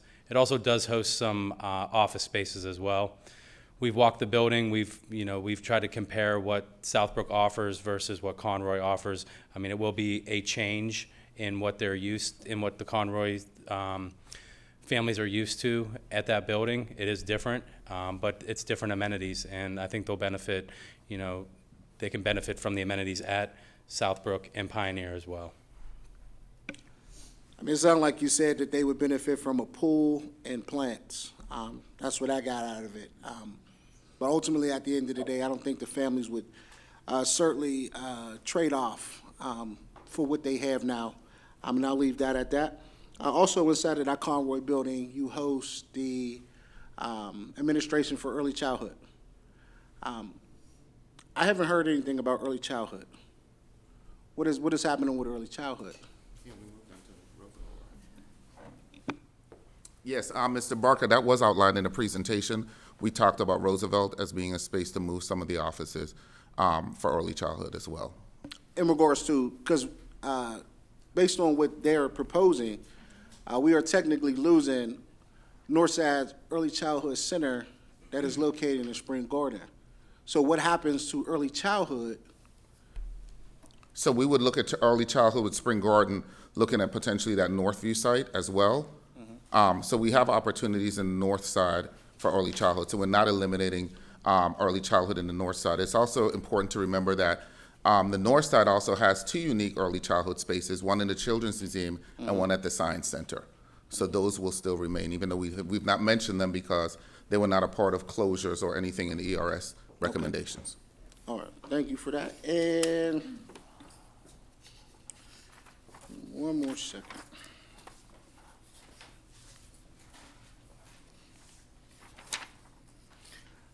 Okay, so the last thing that I have to, so I want to talk about Oliver Citywide. You all really didn't do like much of a touch base. Sooner or later, you all will have more information whenever it comes to Oliver Citywide, because that is a really big building that can house a plethora of things. So Oliver Citywide right now is being housed at what we call the Greenway Building. Are you talking about Oliver High School? The Oliver High School. Oh, okay. Yes, we did. Oliver High School. Okay, I'm sorry. Okay. So we have not mentioned anything because it was not mentioned in the recommendations about Oliver. I agree with you. Oliver is a huge building with a wonderful opportunity, excellent athletic facilities outside, and it's a huge school as well. We've heard from some folks about potentially thinking about Oliver, but they come at multiple different directions from the Northside community.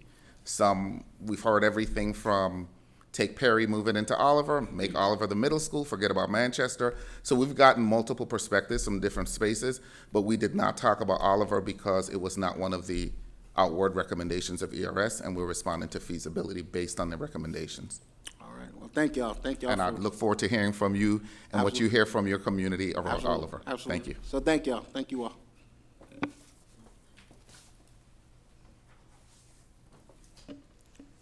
Was that all for you, Mr. Barker? As if me. All right. Well, then we're going to bump it all the way over to the other end there, too. Oh, man.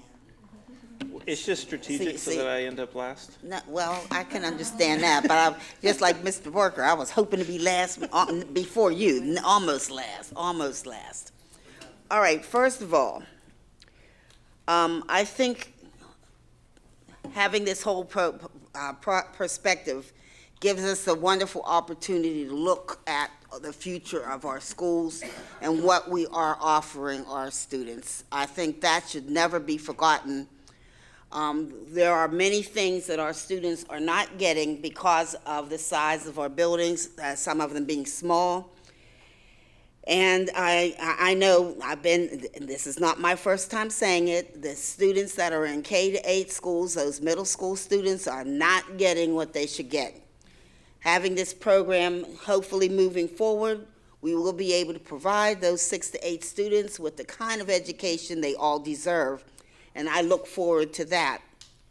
I also look forward to our elementary school students, once we are more comprehensive and compact into buildings, being able to once again get some of the services we once were able to offer all of our elementary school students, the music, the art, the gym, the other areas, a lot of the STEM programming. And it would be wonderful to have a foreign language being provided in all of those elementary schools.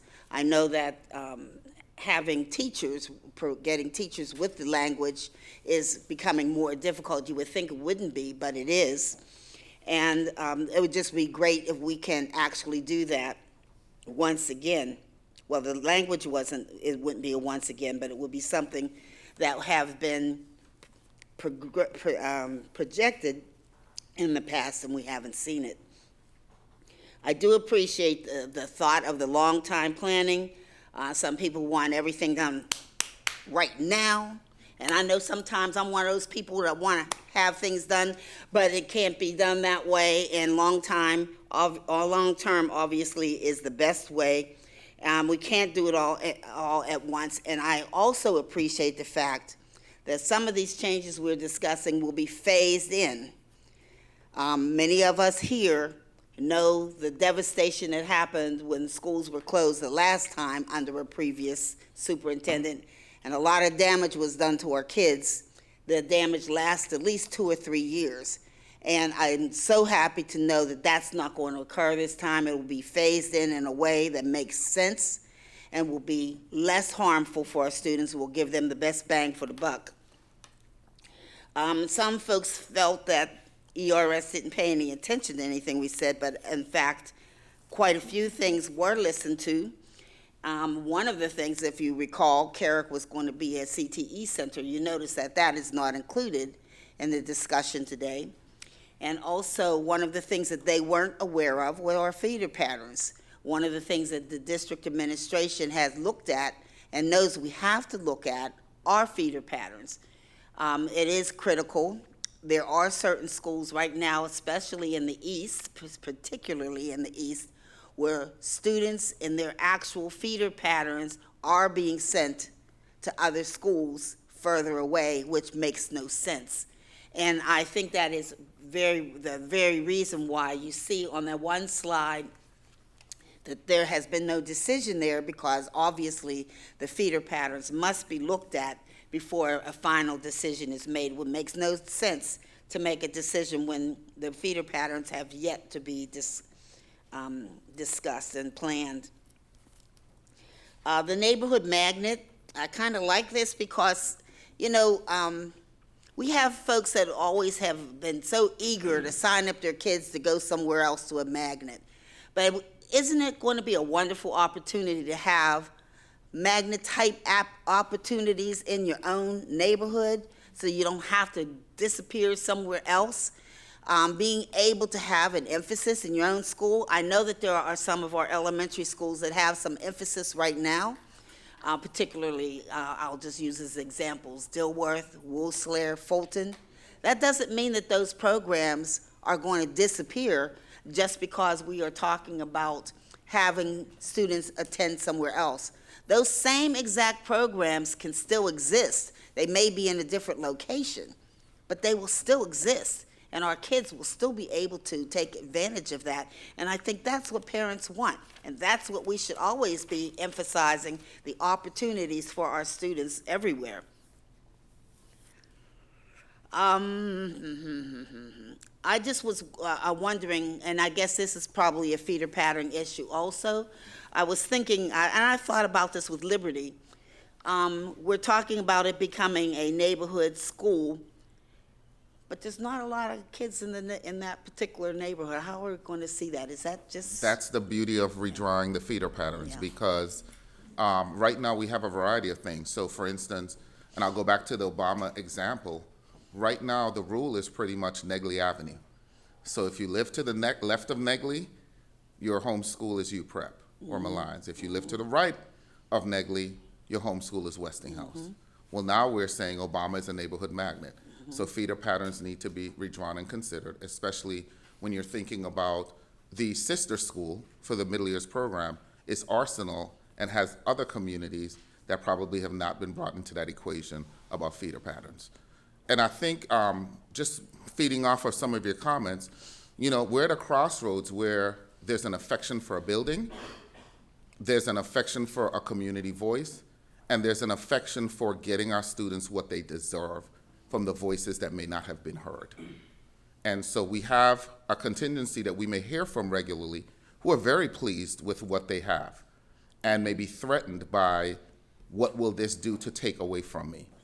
And then the other perspective is, but what about those students that we know are not getting what they need and deserve? That's right. And how do we function as a district that claims to educate all children and want the same for all children, but we know we have a system of haves and have-nots? And so it's not about taking away from one to fix the other, but it is about creating some level of access and opportunity for all of our students. And that's the challenge. Closing buildings are always very emotional, because you have a lot of affection to them. You know, there's a lot of, you know, my great-grandmother went here. Although the school was not that school at the time, you know, we may hear about Allegheny. When their great-grandparents went there, I guarantee it was probably Allegheny High School. That's right. And not an elementary school. But there's still this affection for community that we have to honor and respect, but at the same time, we're trying to create a future for our students. A future for our district, understanding the dynamics of population shifts, attendance shifts of where people live and reside, and just offering high-quality education to all of our students. Our city can't afford a system that does not educate all of our children well. We can't afford it. Our city's too small to have some well-educated and some not. And I'm just reflecting on even those who may complain about that.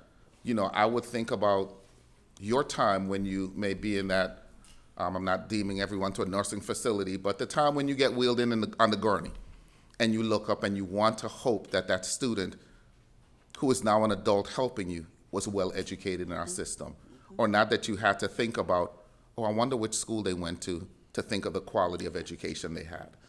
And so as a district, you know, that is our core purpose, to make sure that all of our students are well educated. And we know we have challenges with access and opportunity. And so that's why that equity word keeps coming up that so many people may despise.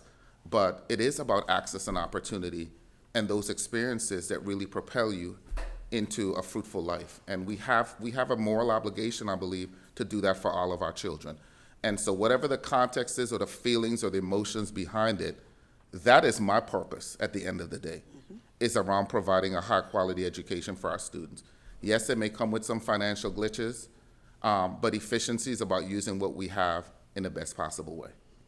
It is, and again, I was sitting here listening to you, and of course, equity was certainly on my mind, because it shouldn't have to be that you go to a magnet school across town to get what you feel is the best education, while my neighborhood school is less. That's probably one of the worst things that we have right now, the vision and perspective of my school isn't good enough, and if I can't get in that middle school, that magnet school, you know, my kids aren't learning. We need to change that, and that's why I think this whole planning is going to make that change, because it's so critical that we need to do that, because every school should be that way. Absolutely. And the one thing I forgot to mention in my thoughts are that the one conversation that has not been elevated, but the people I hear from most, and really drive me more are our students.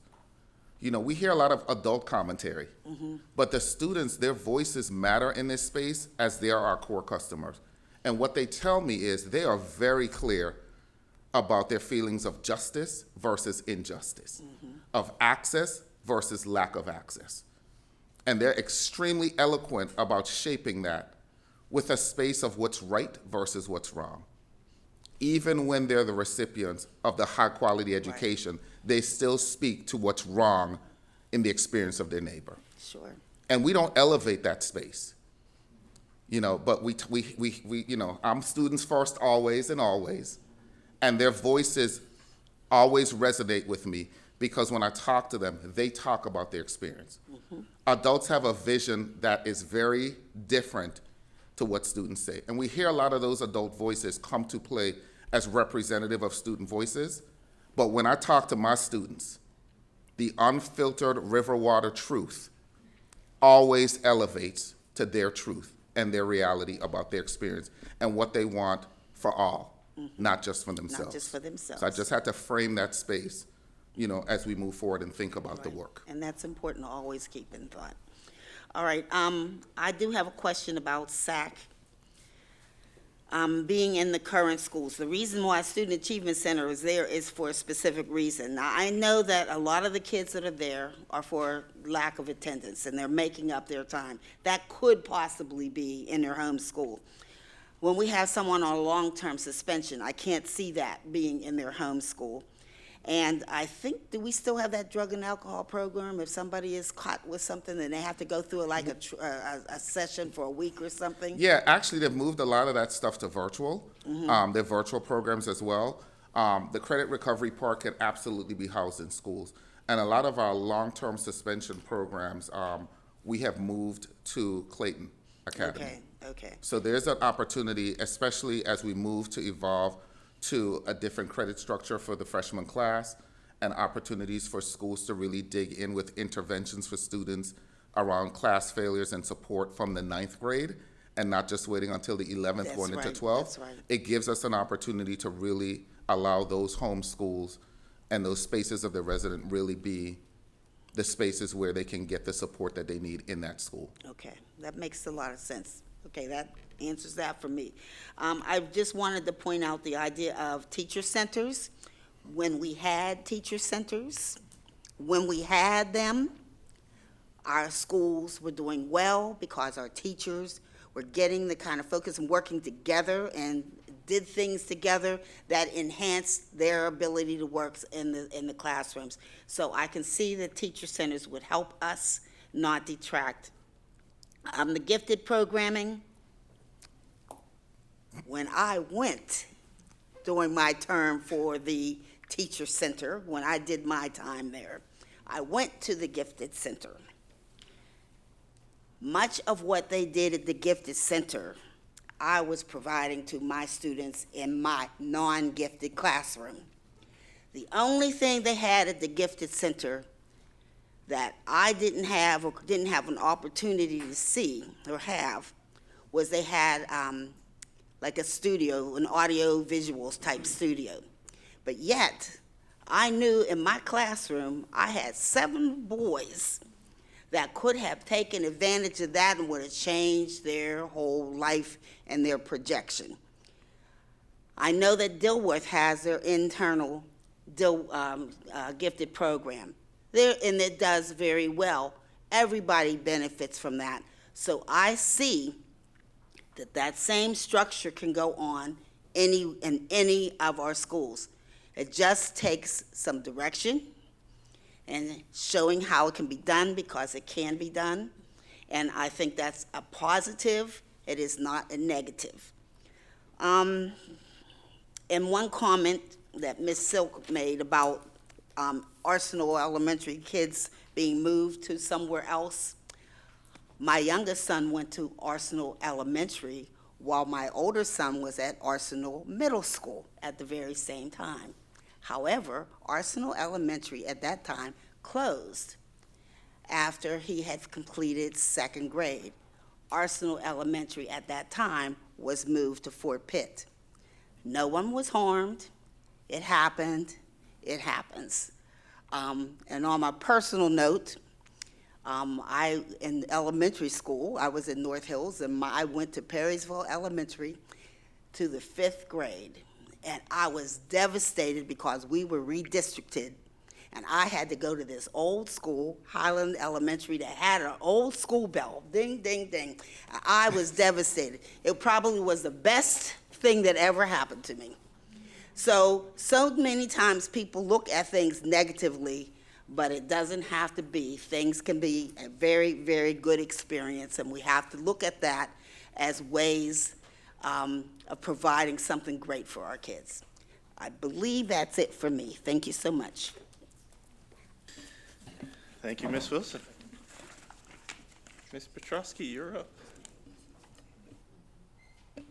Okay, thank you to my fellow colleagues for raising probably a lot of similar and or the same questions and commentary that I'm going to try not to repeat a lot of it, but I will repeat the stuff that I do also find important that bears repeating. And thank you to the administration for your presentation. You know, it's nice to hear all of the work that went into it, because when I was reading this at home over the last couple days, I'm just like, this is stupid. And I apologize for saying that, but it's nice to hear the explanations behind the PowerPoint slides and behind even this this booklet. You know, and I hope you know, that the public that is watching and that will watch this presentation can also glean you know, a better understanding behind ERS's recommendations and the support or partial or not support for them. So I'm going to try and keep this to question and then commentary and then not even necessarily my own recommendations, but sort of almost my doomsday brain, but that's kind of the world we live in right now. So I'm going to try and keep in that order, but bear with me. And I don't mean for any of my questions to be gotchas at all. And so please know that they are like legitimate questions. And if you can't answer it, I understand why. But if you could still explain, you know, for clarity and for the public, I would appreciate that. So in going through all of these different school transitions, and, you know, I agree a lot with Ms. Yord that a lot of this is like, okay, it tells me it's feasible, and now what? But so in looking at building capacity, Dr. Walters, did your team have like what is the ideal facility usage? Because we have some that are at like in the 30s percentage, and we have some in the 90s percentage, but is there some kind of benchmark that this was based off of, or is this just purely like numerator, denominator kind of math? It's a little bit deeper than numerator, denominator math. The team, first of all, we did look at capacity. We wanted our facilities department to actually go and look at buildings. But one of the things that we wanted to do as a leadership team is really speak to amenities by each configuration. So we spent a lot of time in our leadership team talking about, in an ideal K-5 school, what are the things that we would like to see? What are the things that are ultimately necessary, nice to have, not necessary to have? We did that for the K-5 and the 6-8 model. A lot of our high schools, we talked about that in the context of many of them already exist. So we spent a lot of time with elementary and middle schools around those amenities. And so then the visits kind of centered us on, if we wanted these particular amenities, what would it take? Is it currently available? And those kind of things to really speak to the population aspects of it. Getting back to that in a little bit as well, we had no intention of removing community schools, as one of my goals has always been to make all of our schools vibrant community hubs. Not necessarily always with the title of community schools, because community schools comes with a particular framework, and I wanted to make sure that our initial community schools were high functioning and great models before we expand them. But we always wanted this idea of vibrant community hubs, and in those spaces where we had schools that had extra space, we also know that many of those schools, such as the Langley example that was given, has a significant need as a complete desert in so many options for services that can come directly into our schools and use those spaces to service our students and our families. So there was a lot that went into this design of it was just not numerator, denominator. there was a lot more that went into that. And we're happy to share that information with you if you'd like to see it. Yeah, and for clarity, so there's not like, oh, 60% is ideal for all buildings. Like there, we don't have like that kind of benchmark that, or like a goal that we're trying to like get buildings to, because like I know part of this is also like, oh, if we could increase enrollment, which I know no school will ever be at 100% given our current population, but like, and maybe this is more of a demographer question as well once we get to that point, but is there like an ideal like capacity percentage that we're like trying to achieve? So we have some desired space, some desired goals, but we also know that in our communities in Pittsburgh, some communities just don't have that capacity. So when we think about a space like Mifflin, it is out there by itself.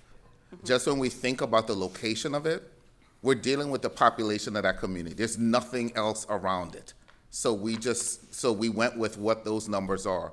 And to think about transporting those students completely out of that community, that was not a recommendation that ERS thought that would be viable, and that was not one that we thought would be viable as well. So, I mean, there's spaces and pockets, because Pittsburgh is a complicated design of, you know, some things really having some things well situated. And then we have some communities that were very obvious to us, like our Hazelwood community, where students were being bused past other schools to go to other schools with no semblance of understanding why. And how those dynamics have shifted perceptions of schools, of, you know, of welcoming spaces for students, but also one of our communities of students that we must serve and serve well. So I just think about all of those things that when we say an ideal number, it's hard to pinpoint an ideal number because the dynamics of all of our communities are so different. Right, thank you. And it, like I said, I don't mean for it to be a gotcha. I'm Sure. just curious. And I know, again, this is not, you know, within this document, you know, but what, during my time on the board, and I'm sure as those who've been here longer than I have, one of our biggest concerns year after year has also been school start times. And again, I know we don't know all of our feeder patterns. I know we don't know all of our transportation. But if you're able to make an assumption or an educated guess, you know, what is this going to look like for start times for schools, especially given that now, you know, again, if approved, we're going to have this K-5, 6 to 8, 9 to 12 grade band, which I would hope make that a little bit easier. But do you have a vision for what those start times look like to create that more honestly equitable environment, as we've heard, you know, over the last couple of years? Yeah, so I have thoughts about start times and how they best service students. I have thoughts about hours in the day. I have thoughts about how extracurricular hours run into teacher availability to be in those programs. I have thoughts about high schoolers that may want to start late, but there's still a passion for them working after school and being involved in internships and really wanting to make extra money. So I have a lot of thoughts about those things that we have not tackled yet specifically. But yeah, they're all thoughts. So if you wanted to say I've thought about them, I have thought about them. I haven't put them to paper, but there are certainly thoughts about how, when we have K-5 schools, what those opportunities mean. When we have 9 to 12 schools, what do internships and partnerships and opportunities to really propel our students into the next level, whether paid or experiential internships, what we can do within our time structure that allows them to be a well-rounded student, so that if they want to play sports, they can still do so and still operationalize those things within the school day. So it's multifaceted, it's multi-layered. I have thought about it, but it's not in paper yet for me to publicly present to you at this juncture. Understood. I never get the clear answer. That's okay. And Ms. Yord actually sent me an additional question because she didn't want to take up other time, so she's giving it to me. Okay. But so she, and I have a similar question anyways, as we were talking through this, for our, you know, new potential model for neighborhood magnets. And I think to preface this with my own little commentary, again, is maps are so incredibly helpful for these kinds of changes, especially as you know, especially as it pertains to like not just like feeder patterns, but like, or where a school is located, but like what is becoming a magnet now? How is the school changing? Because Ms. Yord has asked me how we have decided that certain neighborhoods get neighborhood magnets over others, and kind of how that decision was made. I know ERS had made some recommendations, but what makes the administration support that? Because, and this is Ms. Yord, although I agree, We can provide guaranteed access of a neighborhood magnet, but as we know, our magnets can be specialized differently. So in a way, it's equitable because it's great you have this magnet, and in another way, it isn't because, again, if the programming is different than, school in the East End versus school in the West End, how are we making sure that that's equitable, and how are those schools decided to then become that neighborhood magnet? Yes, so I'll speak to the neighborhood magnet piece first around that expansion of the highly prescribed magnets. That was number one. So where they landed is where they landed. However, just similar to the community-based proposal that we received, we agree with this idea of strong thematic units. So for instance, a school like Pittsburgh Classical, we're still thinking about what is it that will be so attractive for just that community that has access into that school, but that will make Pittsburgh Classical that sort of neighborhood magnet as well, where those students who are transitioning from Langley can access a magnet environment that they really see as fruitful, as viable, as attractive, but also that will attract students from across the city. So Pittsburgh Classical will be one of those great examples of a school that currently has a magnet as a classical academy, although people struggle with defining what exactly a classical academy is in this moment in time. But it is an opportunity for us to think about our middle school magnet programs and what is attractive. So we know the North Side schools, they've already bought into, we're going to do this full STEM idea. And so that's what they wanted to push through in their community talked about. But we also recognize that there's some neighborhoods that we still need to define those thematic spaces of, transition throughout our system, so that if they want to kind of keep in that track, outside of our CTE programs that we offer, in a variety of our high schools, but how can we make those programs really attractive for the residents of our city that it may not be well defined? Okay, thank you. I think that's it for questions, and moving into just comments and thoughts. I do echo my colleagues' concerns and many of our parents and students' concerns about Conroy. And again, understanding, yes, it's an old building, yes, it requires a lot of capital improvements. If it's possible, I would like to see what those costs are, because if we can outline it for the Friendship Building and understanding $80 million-ish, give or take, trying to see and understand that for Conroy as well, because, that may also just mean okay, maybe there's a swing school for Conroy that they can still stay in the same area because it is so important to these people, these students and their families, for that routine and their growth, that maybe that is something that could be reconsidered. But I'll let you talk on that. Yeah, I just want to say, so it's not that we're not hearing the voices of the Conroy families. Absolutely. We were asked for a task Absolutely. if the recommendation was feasible, and with the information we have, we feel it's feasible. If the board has a direction that Conroy stays, and we understand exactly what those expenses are to maintain that, then that's what we do as a school district. But the task was, so task informs performance, the task was, is it feasible or not, with the recommendation that they gave. And so we came back saying, it is feasible. It's not popular by family testifying, but it is feasible. Understood. And so it's not that, we're like, we're digging in with this, but we did share that recommendation is feasible, and it does provide some amenities that perhaps many may not know about, but it is feasible. Understood. And I think, and again, this may be, and you can sit back down Okay. unless you want to talk. Thank you for allowing me. But I think that's part of it. As I said, when I was just reading this, and I was like, it was kind of making me angry, because I was like, why are we just repeating what ERS has said? I understand why we, to make it, is it feasible? Cool. And I think where I'm disappointed, I know where I'm disappointed, and where I think maybe my expectations were misunderstood, is that we had the opportunities to be innovative or take their recommendation and be like, yeah, it's fine, but I like this better. And I think some other colleagues had mentioned that already. And that's, again, not to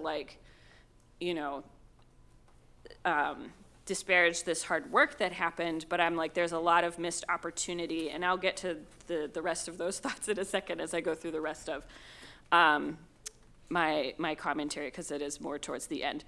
And so, being the representative for District 7, I wanted to speak specifically about the schools within my district in the South Hills, because I, am seeing, and it doesn't seem to just be a district phenomenon, but a city phenomenon as well, where the South Hills are often just kind of like, oh yeah, they're here.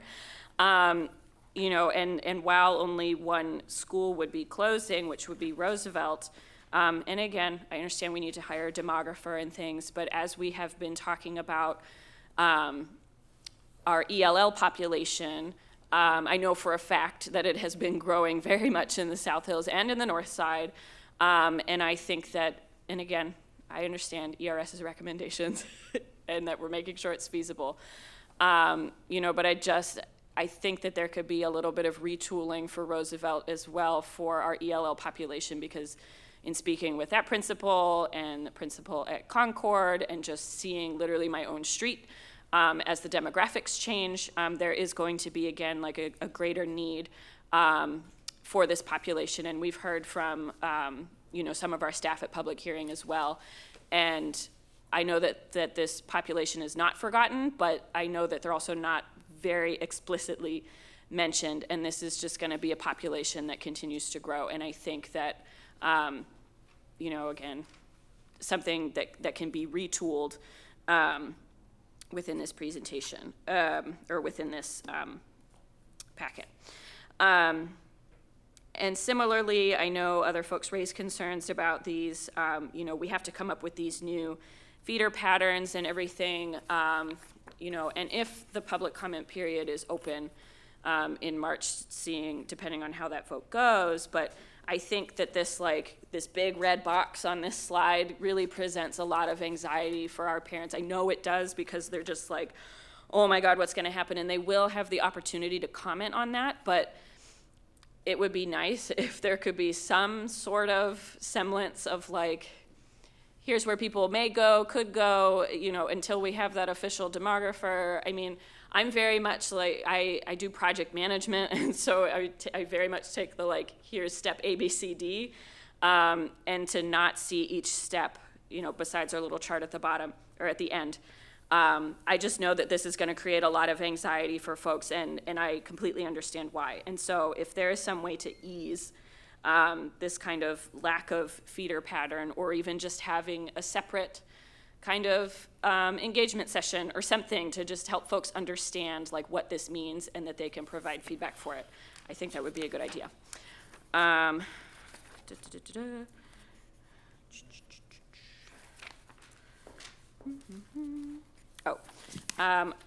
I'm sorry that I missed this question, but for our teacher centers, I'm going back to questions. I just wanted to clarify, for these professional development opportunities for teachers, is that open to non-teachers as well? So our paras or folks who want to become teachers, or literally just any other staff? Yes, so it was called teacher centers, but it's for our staff. Okay.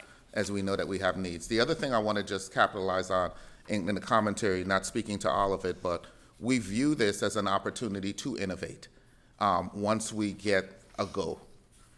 It's hard for us to dedicate extensive resources and pull our staff in multiple directions now without a vision or a sign, a light at the end of the tunnel that says, hey, proceed and be innovative and move that. And so that's a challenge that we have with staff that we have right now, maintaining their current positions and pushing them in a space to say, hey, do this and innovate in this way. We have ideas for innovation, but we are not going to step into that space if there's not a possibility of doing it. And so we've seen, just across districts, and we know that there are some people that believe we should do absolutely nothing, which I think is irresponsible. That's just my, personal anecdote. However, we need a green light, even an amber. Proceed with caution. But right now we're at red. Right. And so it's hard for us to get into these innovative spaces to really kind of design those things and do, and say, hey, staff, flip the script. We have to reallocate resources, and I need to, go out to community to get additional support and those kind of things. It's hard to do so while we're at red and following the law. Understood. Yeah, I think we might just be on different wavelengths in our brains, but I understand that. And so that leaves me for my last part of commentary, almost sort of question, because I'd like And I always put Mr. Weiss on the spot, but for clarity, for our public comment period, because the way that I understood this the first time, and based on this chart, I was wrong in my understanding the first time. But so if this is voted on in March, it opens the public comment period. I totally understand that. My understanding was that this vote in March is like, okay, yes, we're gonna close 10 schools, and now we're having this public comment period. But I seem to have misunderstood that. So this is really just to be like, this is what we're thinking about, let's talk about it. Am I understanding that right, Mr. Weiss?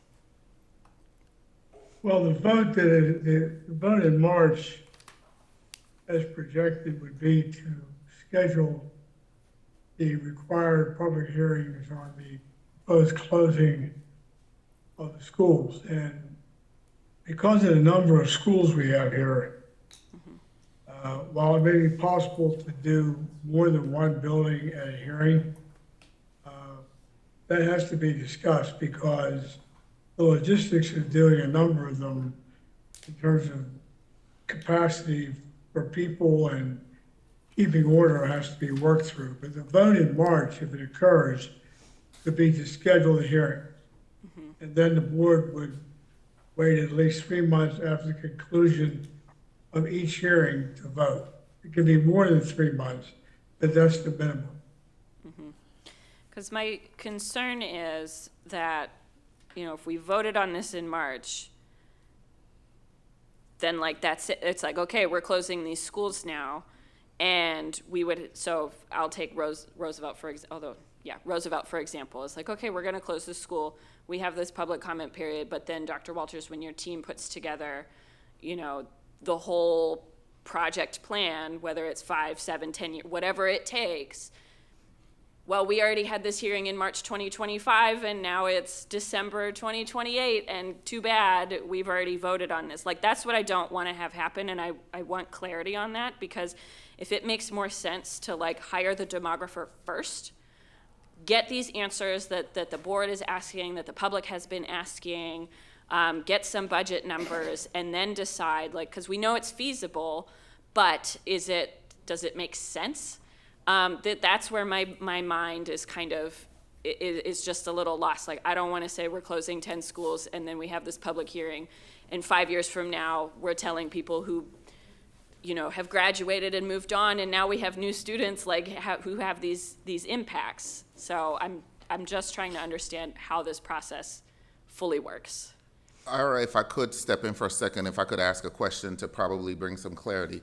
My understanding of this process was that we're opening it for public comment, and a vote on that will not happen no less than 3 months. Is that correct? Well, that's correct. I mean, the hearings that are required to permanently close a school building are different than any other public hearing or public comment period. There has to be the notice that was described in the presentation. There has to be a hearing where the board accepts public comment on the proposed closing of ABC school. And that hearing is transcribed. And I don't want to get into all the details of that. We can talk through that. And then once the hearing is closed, the board can vote, cannot vote until 3 months pass between the close of that hearing and the vote to permanently close the building. It could be more than 3 months, but these hearings are, say, discrete hearings. So there has to be a hearing on building A, on building B, on building C, comments on those. I can work with the administration and board on trying to organize that in a way that perhaps you're going to have comments on 2 buildings, provided there's separate comments at the meeting on each one, so they could be tracked. But again, there's a notice, there's a hearing, then there's a waiting period, and then there's the vote 3 months or more after the hearing closes. And it may be, and likely will be, a staggered period because it is not practical to have a hearing on all these buildings in one night. And Ira, just to add to my question, is it possible to have the demographer action happening during this process? Well, it is. And I'm not getting into the, the comments that were made, but there is a concern, I think, the demographer's findings, which generally include population projections and things like Yes. that, may impact the assumptions that were made in this analysis. Okay, thank you. So- Those are my questions.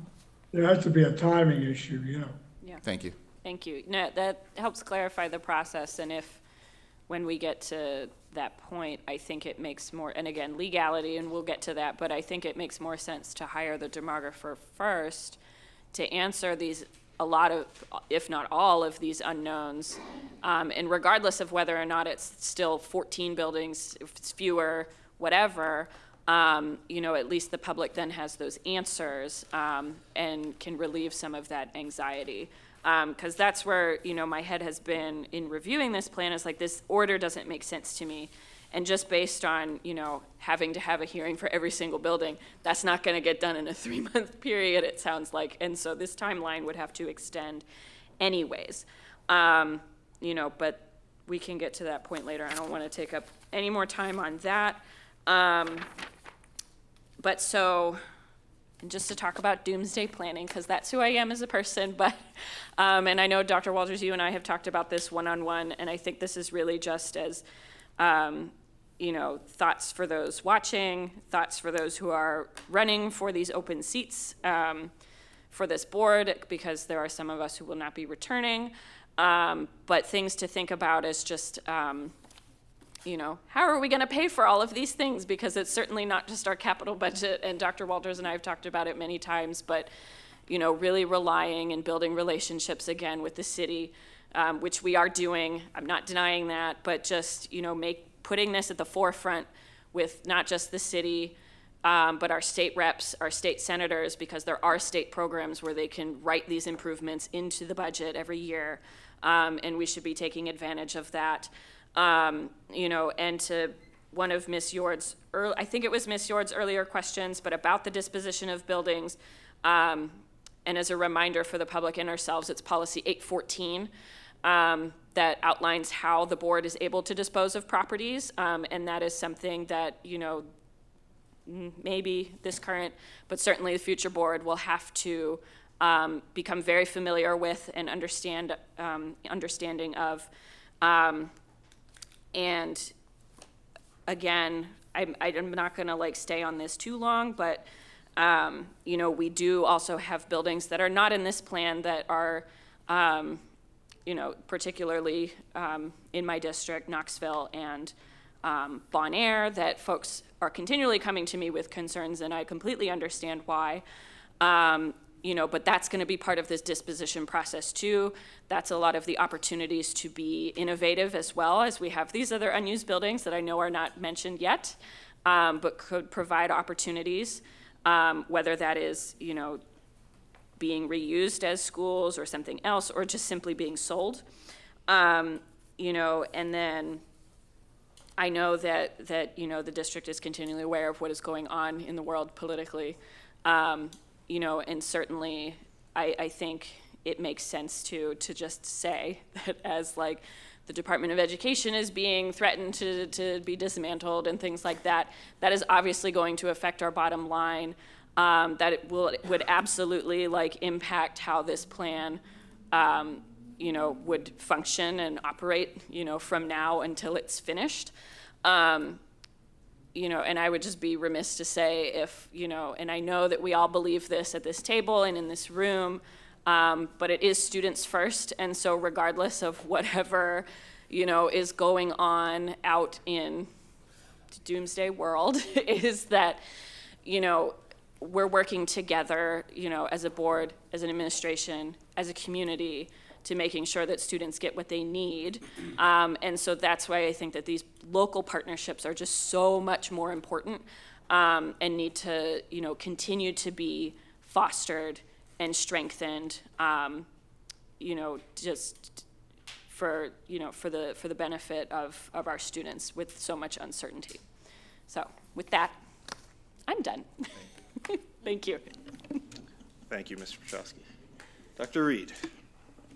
So I don't have a bunch more comments or questions. I think that we have clearly some timeline and logistics things to work out. I think it would be really helpful to understand, like, are we talking months, are we talking years, are we sort of for the 10 buildings that we're proposing may be closed. So what's sort of our timeline with that? The other thing that I don't want to lose sight of was when you stood up to speak, Dr. Walters, you started to talk about modernizing learning spaces and innovative programming. And I feel like as we're having these conversations about logistics and demography and, financial analysis, and all those things are important and need to happen, we lose sight that, like, our ultimate goal is really creating this district that is a modern district. We're using innovative practices. We're helping teachers to, improve their practice such that they are, kids are getting things that they're not getting right now.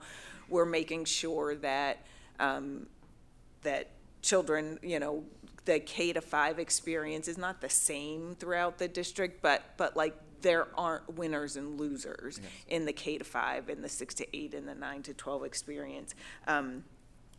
And I would, the whole idea of professional development, we have talked about this on a number of occasions, and You promised. I will mention once again that the best way to learn something is to learn it. It's like while you're working, it's to learn it in your job. And so I love the idea of teacher centers. That is absolutely necessary. But like as we're thinking about these innovative practices, we should be thinking about, like, our goal is to create great teaching in every classroom all the time, every day. So that's obviously important. I mentioned the logistics, financial analysis. Maps. Maps would really help. Like I can't. It's hard for me to see what's closing, what's staying open, what's reopening. Like it's hard for me to like sort of get an idea of what that looks like without seeing it on a map. We can pull those maps from ERS. They provide some, and we can get them back to you so you can see. Yeah, that would be really The only helpful. challenge is we know that Pittsburgh has some concentration of populations, even when we look at a Absolutely. map, and some, but we can provide that information for you. Absolutely, that would be helpful. And then, finally, I will mention our gifted center and the fact that we that what you're recommending is best practice. And right now, I feel like what we're doing is not just harmful to kids who don't get to go to the gifted center, but even those who do. So that's it. Thank you. Thank you, Dr. Reed. Ms. Talaferro.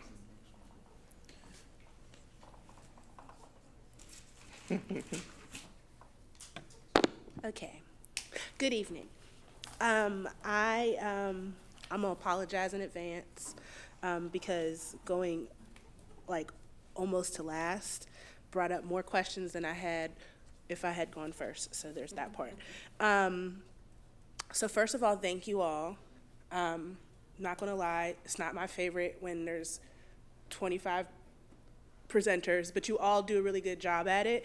So I do appreciate your time to be here and to do your part in this presentation. And I also want to acknowledge the work that you put in to kind of getting to this point, because you have to do this on top of your other responsibilities, and I don't disregard that in any way, shape, or form. So thank you for maybe in some points doing double duty and overtime.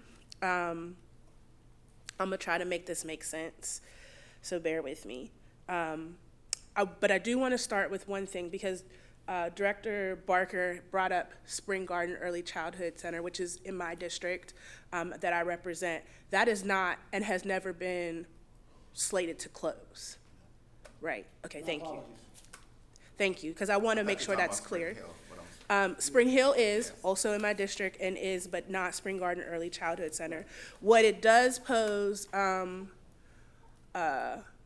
questions and thoughts to me is what might happen with the schools that are, and I'm just thinking in particular in my district, 2 schools, which are the majority of the schools slated to close, how we might address the early childhood centers or the pre-K programs that are in those existing schools. So that is one thought process that I do have about that, but I wanted to make sure that that was clear because misinformation happens more than we want it to.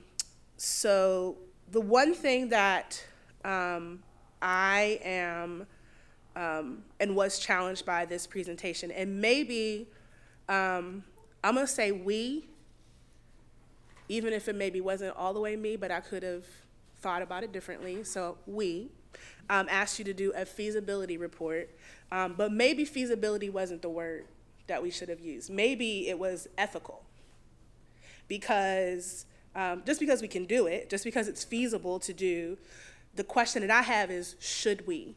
And not should we do nothing at all, because I don't believe that's the answer. In fact, I think it becomes more and more challenging for me when we're looking at the progress of our country and of our city and our region to believe that we can have a district that actually does support 54 schools and support them well, right? We already know that it's very, very clear. You can walk in many buildings and recognize that's a problem for us. So I will be the first and to acknowledge that. But I feel that this feasibility report to me presents nothing that I think is really useful for me as a board member to be able to say, yes, I support this plan. And in fact, we are not even slated to vote on a final plan until August, but we're voting next month potentially to start the process, the public speaking process, to close schools. And I think I have a challenge with that, because I feel like it's putting the cart before the horse. The questions that I have that are missing, there's no financial outlook by any means other than the importance. And let us not forget that it costs, I don't know, I'm not looking at the page right now, but it's going to cost us money, a lot of money to renovate the Friendship Building. That's the only financial piece that really is presented in this report. And I think it's really challenging because when we start this process, whether we want to admit to it or not, when we start this process, it was about budget deficit. It was about not having enough money to keep our school buildings open. I think Mr. Walker kind of used it in a business sense that, like, if we were like a corporate business, we would probably go under or whatever the case might be. And it just makes it challenging for me that we can talk about feasibility. Yes, can we do it? But like, is it going to cost us? Is there any type of financial understanding that we can see now versus when we dig a little bit deeper? And I think that's just missing for me, and it makes it really hard for me to support this. It's missing transportation, classroom sizes, the feeder patterns, there are pieces of the feeder pattern that are unclear, and we haven't had any conversation about what we do with 14 school or 10 school buildings that will physically close. I know we might have 3 teacher centers in those spaces, but we already have existing buildings that we have never addressed, and I've been on the board for almost 6 years now. And so that part to me is really critical in how we move forward in this process. I'm gonna stop my thoughts and I'm gonna go to questions. So one of the pieces that stood out to me is that you referenced, and that was page 32, I believe, you referenced the community proposal. Was there any point that you engaged with the individuals that created this alternative proposal? Is there any point in this process, in this feasibility process, that you actually engaged with those people to have a conversation? Or is this the first time that they're even seeing that their suggestions or recommendations really weren't viable to you? So we did not have personal conversations with them. We saw the presentation and we were given the presentation, but the specific individuals who designed this community proposal, that information was never shared with us explicitly of the number of people who designed this presentation. We know some of them come and represent themselves at public hearings, and I know the person that emailed me the presentation, and we saw the people on their video stream that presented the information, but I did not have one-on-one conversations with them outside of that information. But we did receive it. That was not necessarily our ultimate task. It was first to review the ERS presentation and speak to feasibility, but we did honor the fact that there was a community group that came up with a presentation.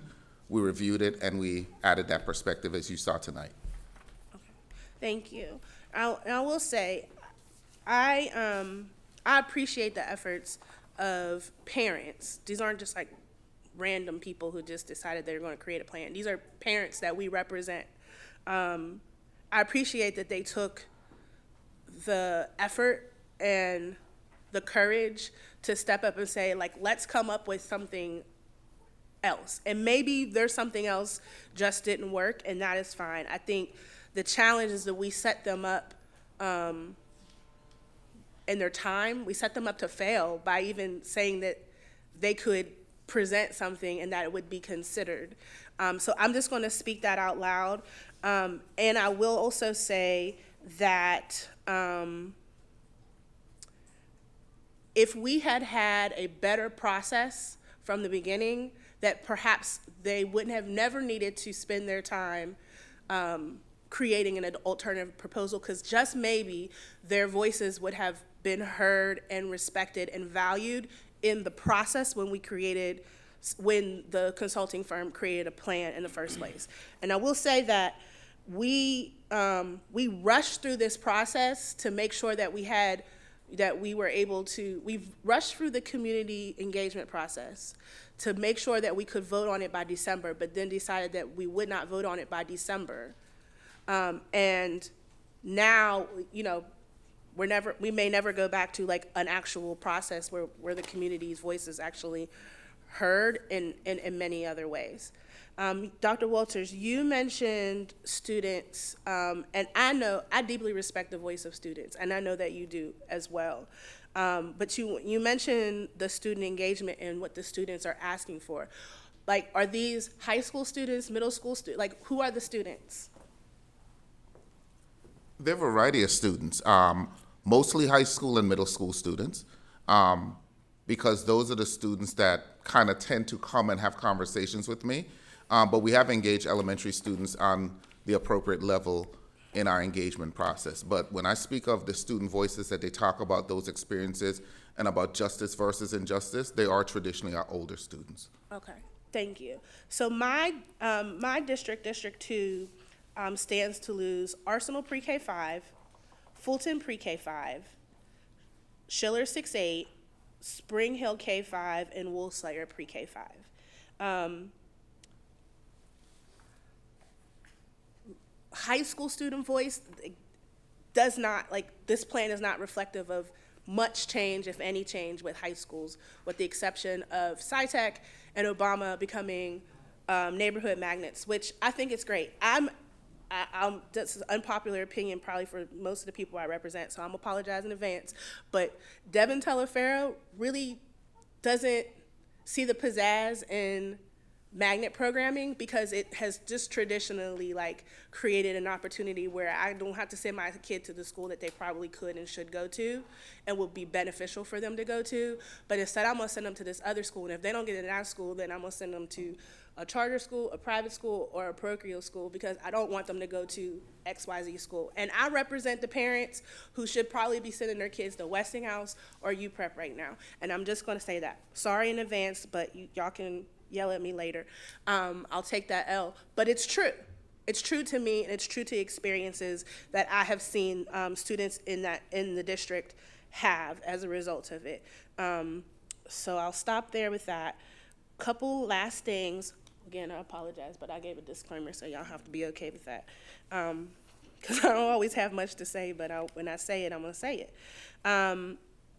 The one thing I think was really challenging to me is that we function in a city, in a region that operates in silos. We have a school district, we have a county, we have county government, we have city government. They're all three taxing bodies, can make their own decisions and choices, but we all represent the city of Pittsburgh in some capacity. So when you're thinking about this, and this might be a demographer thing, but when you were thinking about whether or not these recommendations were feasible, did you consider in any way population increasing by ways of new builds and housing creation, which is a big point of topic in both the county and the city, as well as just the alignment of like where the city and the county are and the students that all three of us represent? Was that considered in any way when you created this report?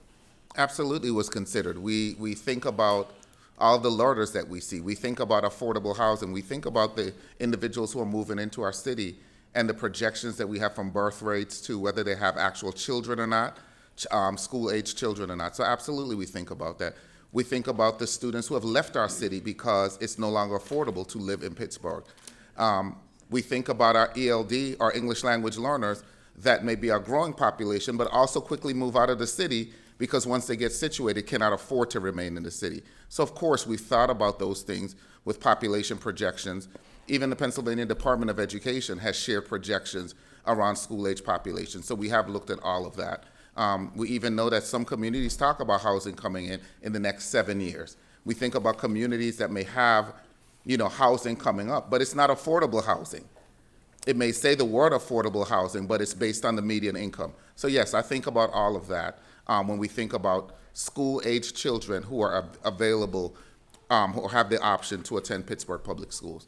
And I also think about our district as a premier school district, not just ranking with urban districts, but being innovative, exciting places to learn that compare with any other school. It's not just about Pittsburgh Public Schools being a premier urban district. It's about Pittsburgh Public Schools being a premier district. So I do think about that in response to your question. Okay, thank you. Last couple of things that I want to say. First, I obviously have concerns with all of it, but I understand the circumstances that we're in. I think that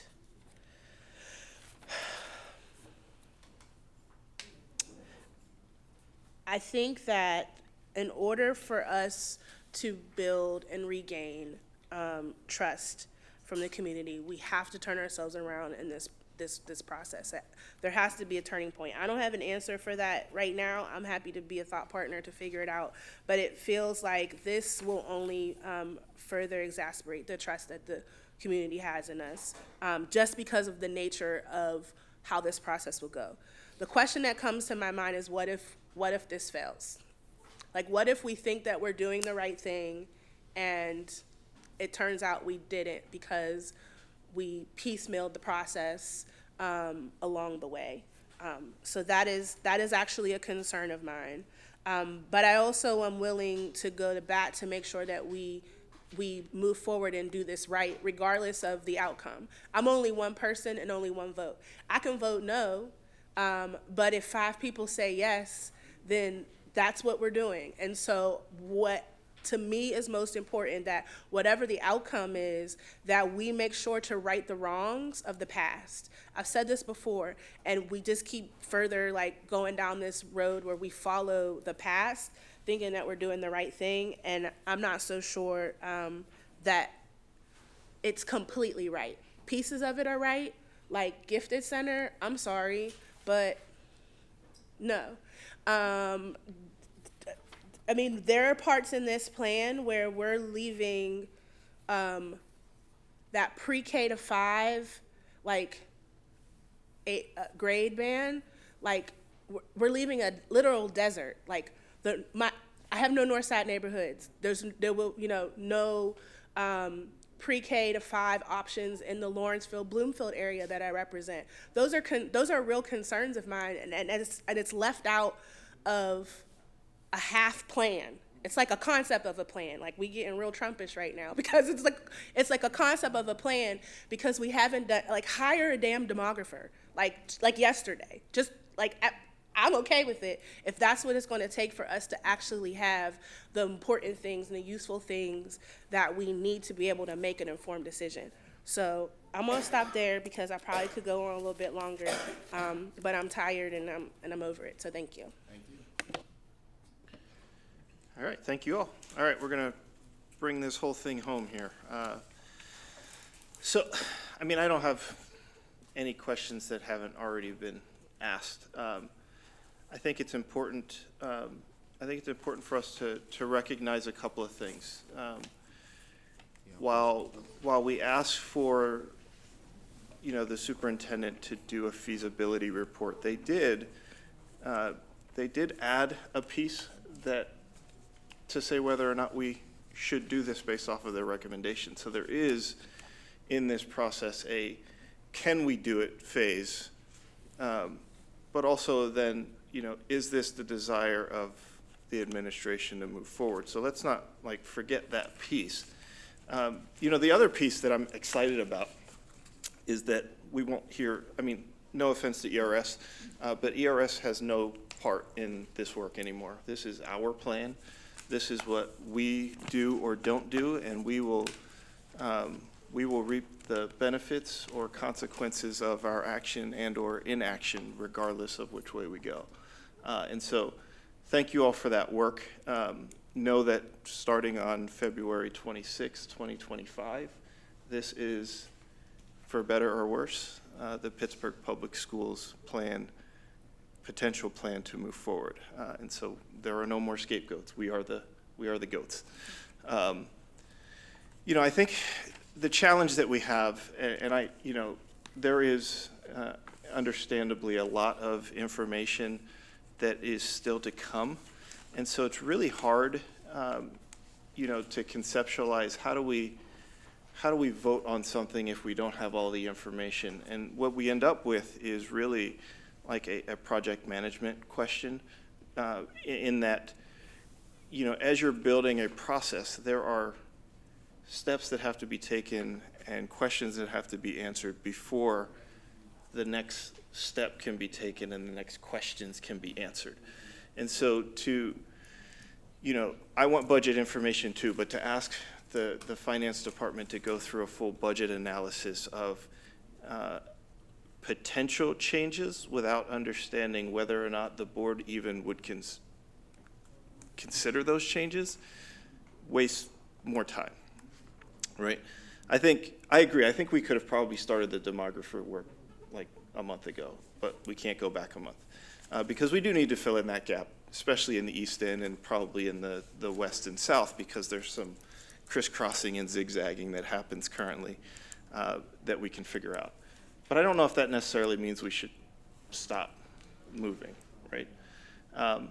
And so the question is, and the process then piece becomes, which I think we've cleared up, but let's hope we did, right? The next vote that the board takes is not to close a school. The next vote that the board takes is to move the process to the next step, which lets people talk about what potentially could happen. And Dr. Walters, this is where a question comes in. Can you anticipate a scenario where you begin this next stage of work, we do the demographer work, we do the public comment, and then your recommendations change. Anything is possible. All right. I can't, I mean, I'm not going to live in an absolute, Right. because information may inform a shift in thinking. So so in theory, right, we could get the budget information that says, you know what, if we do X, Y, and Z, we're not going to see cost savings. Well, that's going to change potentially the recommendation for the vote that happens later in the year. Or it could be the opposite, right? It could be Or really it may great. be cost savings, not immediately, but in the future. Correct. For a decision to advance the amenities and the experiences that our students have.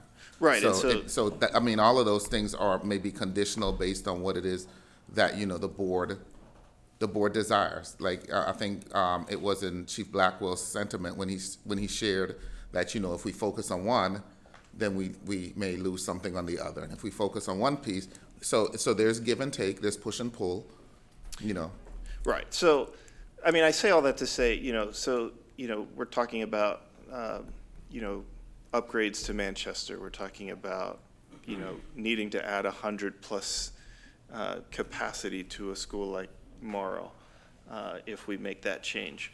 I don't necessarily think we can, we should kind of spend a lot of time and money and effort to build out those budgets if we as a board haven't said, if you can give us the data that says this makes sense with finances, staffing, population size, that we would go for it. Like, in my mind, it doesn't make sense to spend that time and effort on something that you come back and say, well, we don't want to do it now, or we were never going to do it in the first place, and we just wasted a bunch of time. So I get on one end where folks are like, we need more information, and we certainly do need more information. But we're talking about, I mean, it's almost March. We're talking about potentially in August, so we're talking another 6 months before the next potential vote, and that's assuming that we get public hearings in on 10 buildings in that time frame. So, I mean, there's time worked in, and I say all that to say there's time worked in to continue to fill in the holes, knowing that regardless of what we do, if we decide to make a vote in March, regardless of what that vote is, not a single school closes based off of that vote. And so, wait, I'm sorry. But it's not, because we can go through this process. We can say, okay, we're going to approve the recommendations for the plan that would include the closures of 10 schools if the plan is implemented. We get the additional information, and then we're making another vote down the road that may or may not look exactly the same. And so what we're saying is this is the path that we're taking, not necessarily the final destination that we're going to end up in. And I know it's kind of crazy, but like that's what makes what we're doing here with this project the hardest thing that any school board will do, and the hardest thing that we will do as school board members, regardless of how long we're on this board. And we can follow the path of school boards in the past and say, we don't want this on our hands, and so we're just not going to do anything. In which case, 5 years from now, we're in the same spot, doing the same thing, having the same conversations, but our kids are worse off potentially than they are today, than if we would have just done what we need to do, as hard as it is, and trusted that these 15 folks that are sitting up in front of us know what they're doing and can help guide us through this process and get us the information that we need to make sure that we continue to keep our students first and foremost and their outcomes at the center. So with that, I'll stop, because we're going to do this all over again whenever we decide what we're going to do. So thank you all. Are there any, did I spark any other comments, anything? It's 9:10, so maybe we should go home. So thank you all for your time, your attention, your work, your effort. Goodbye, ERS. We will talk to you maybe never. And as a school board, we will then begin to figure out if and when our next vote will be for this, because I understand that that next vote is what will unlock much of the additional work and questions and answers that we want. So thank you all. If you're driving home, please be safe. We will see you again tomorrow for our legislative meeting. So be safe, everyone. Have a good night, and we will talk to you soon.